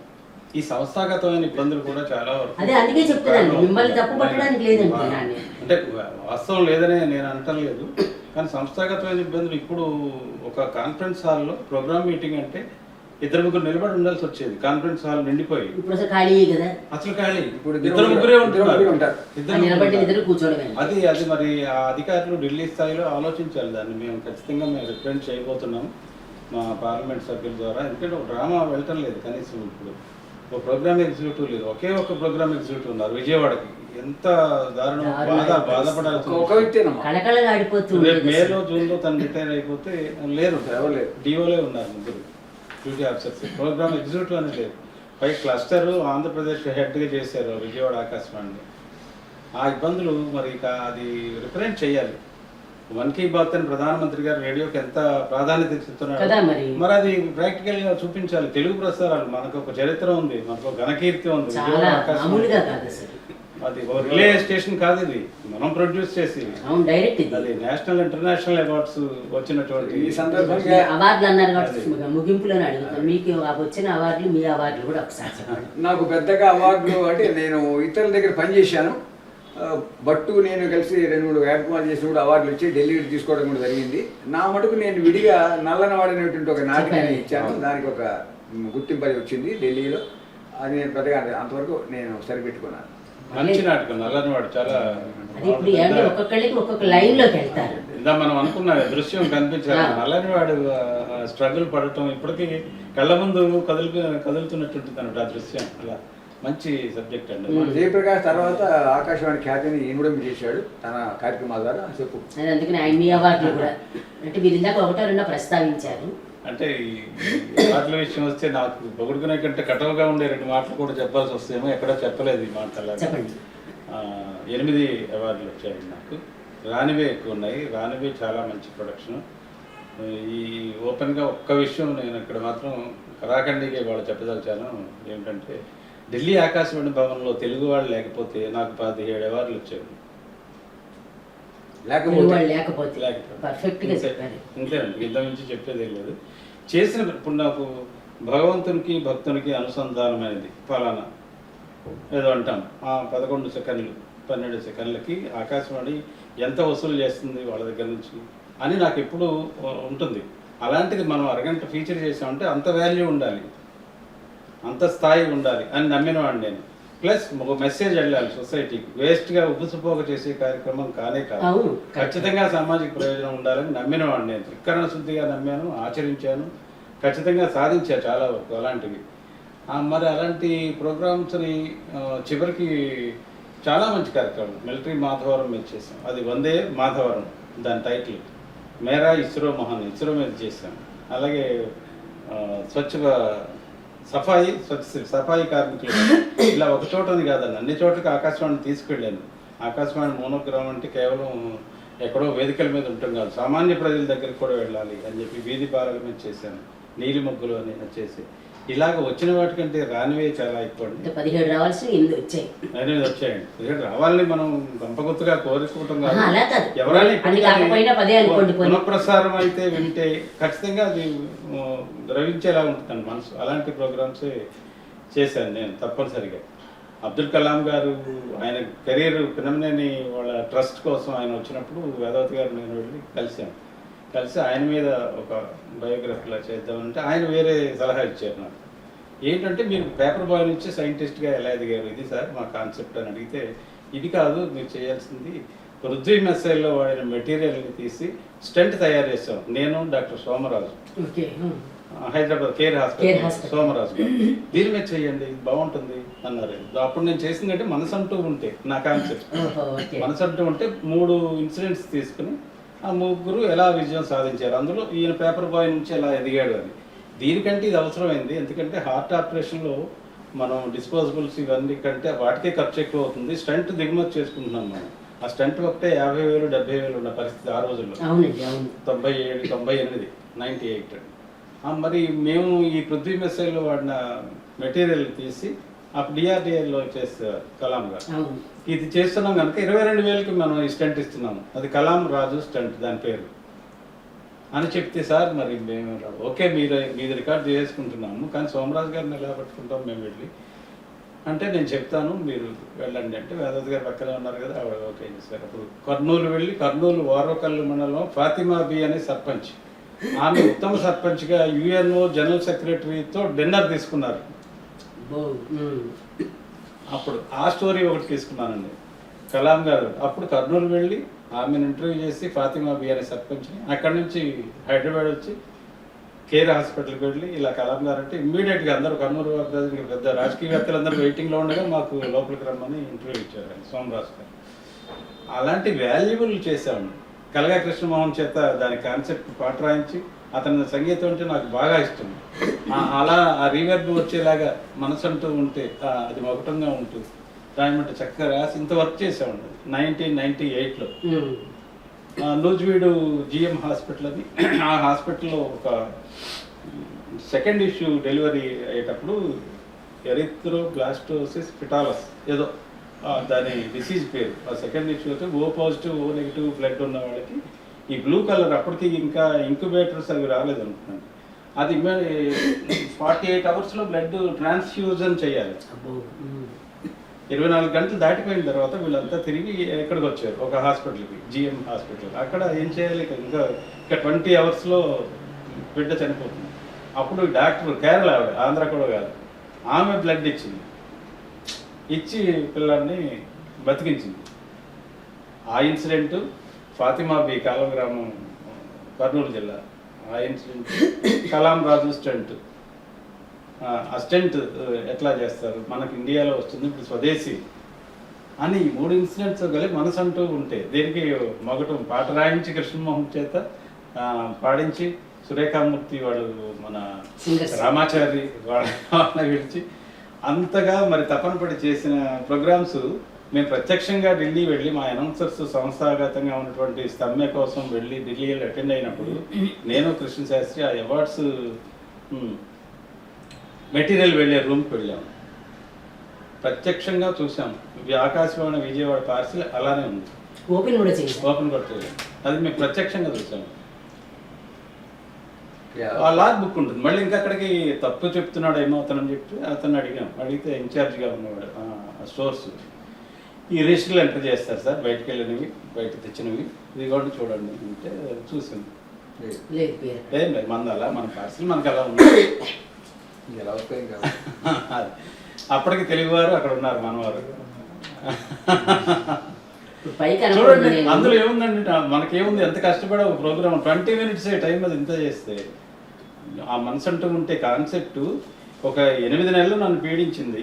ఈనాడులో పడిన ఒక చిన్న ఆర్టికల్ తీసుకుని దానికి మిగతా ఇన్సిడెంట్స్ జోడించుకుని అల్లుకున్నాను. అందుకని దానివల్ల మనకు ఒరిగింది ఏముంది, ఇంటి పనులు పట్టించుకోకుండా తిరగడం తప్పితే అది అలా. మీరు ఇన్ని చెప్పినప్పుడు నాకు అనిపిస్తున్నది, మీరు మీ అందరు చెప్పిన మాటలనే అంటున్నాను. విజయవాడ ఆకాశవాణికి పేరు తెచ్చిన వాళ్ళలో రజనీకాంతరావు గారి వల్ల చాలామంది వచ్చారు కాబట్టి, కోనేటి వెంకటేశ్వర్లు గారు అవ్వచ్చు, కృష్ణమాచారి గారు, అంటే నేను కొన్ని పేర్లు మర్చిపోయి ఉండొచ్చు, విజయపూరి లక్ష్మణ, శ్రీరంగం గారు, నాన్న వరకు అన్ని కూడా. మాకు పర్సనల్గా ఏమనిపిస్తుంది అంటే, ఆకాశవాణి వాళ్ళు పూనుకుని వీళ్ళకి సంబంధించిన కార్యక్రమాలు చేయాల్సింది, లేదంటే వీళ్ళకి సంబంధించిన సమాచారం ఆకాశవాణిలో పెట్టాల్సింది పోయి ఎవరు ఏం పట్టించుకోవట్లేదు. మేడం మీరు ప్రస్తావించారు, మీకు నేను ఆ ప్రయత్నంలో ఉన్నాను. ఇంతకుముందు కూడా ఒకప్పుడు ఫౌండేషన్ నేను పట్టించుకోలేదు అన్నప్పుడు ఆకాశవాణితో అనుబంధం నేను ఒక కార్యక్రమం బయట చేశాను 2018. అప్పుడు సుబ్రహ్మణ్యం గారు ప్రస్తావించి ఒక ఉద్యోగి చేశారు, ఆఫీస్ చేయాల్సిన కార్యక్రమం రాశారు, చూశాను. ఇప్పుడు నేను అది రామకృష్ణ గారితో నాకు ముఖ్యులైన కనుక ఆయనతో ప్రస్తావించాను. ఆకాశవాణిలో పనిచేసి రిటైర్ అయ్యి ఒకరోజు చేసినా ఎన్ని రోజులు చేసినా ఇక్కడ పనిచేసి వెళ్ళిన వాళ్ళ కుటుంబ సభ్యులతో ఒక సమావేశం ఏర్పాటు చేయబోతున్నా విజయవాడ. ఎందుకంటే ఎవరి కుటుంబాల వాళ్ళుగా ఉండే వాతావరణం మన సంస్కృతి కాదు విజయవాడ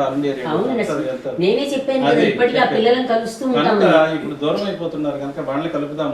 ఎవరి అవసరాలు ఏమన్నా ఉంటే కనీసం ముందు వీళ్ళని సంప్రదించుకున్నాక ఏదన్నా అవసరం చేయగలిగిన స్థితిలో ఉన్నారనుకోండి, ఏదన్నా ఆపద వచ్చినప్పుడు ఈవెన్ బ్లడ్ డొనేట్ చేయాల్సి వచ్చింది, మన బ్లడ్ గ్రూపింగ్ చేసి ఉంచుతాం. ఫలానా జయప్రకాష్ ఏ పాజిటివ్, ఇలాగ రామకృష్ణ గారు ఫలానా అని ఉంటే ముందు ఈ మనలో మనం హెల్ప్ చేసుకునే వీలు ఉంటుంది.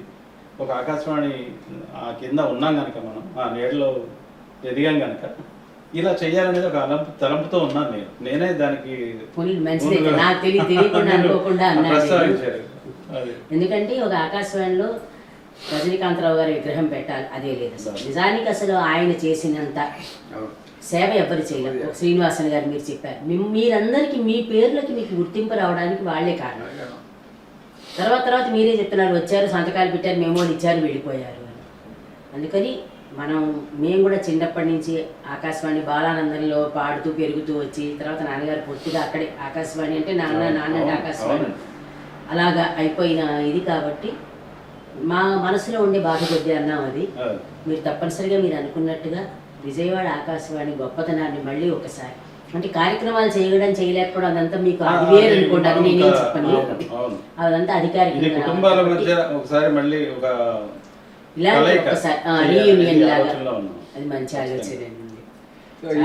ఈ సందర్భంగా ఉషశ్రీ గారిని గుర్తు చేసుకున్నందుకు, ఆకాశవాణి పాత రోజులు గుర్తు చేసుకున్నందుకు, తర్వాత మా అమ్మాయి ఉషశ్రీ గారి అమ్మాయి అంటే మా సోదరే, కాబట్టి మనందరినీ కలుసుకున్నందుకు వాళ్ళు చాలా ఆనందంగా ఉంది. ఒకసారి పాత విషయాలన్నీ కూడా మనం చేసినందుకు మహా ఆనందపడుతూ, ముఖ్యంగా మీ ఛానల్కి అభినందనలు, ధన్యవాదాలు తెలియజేయండి.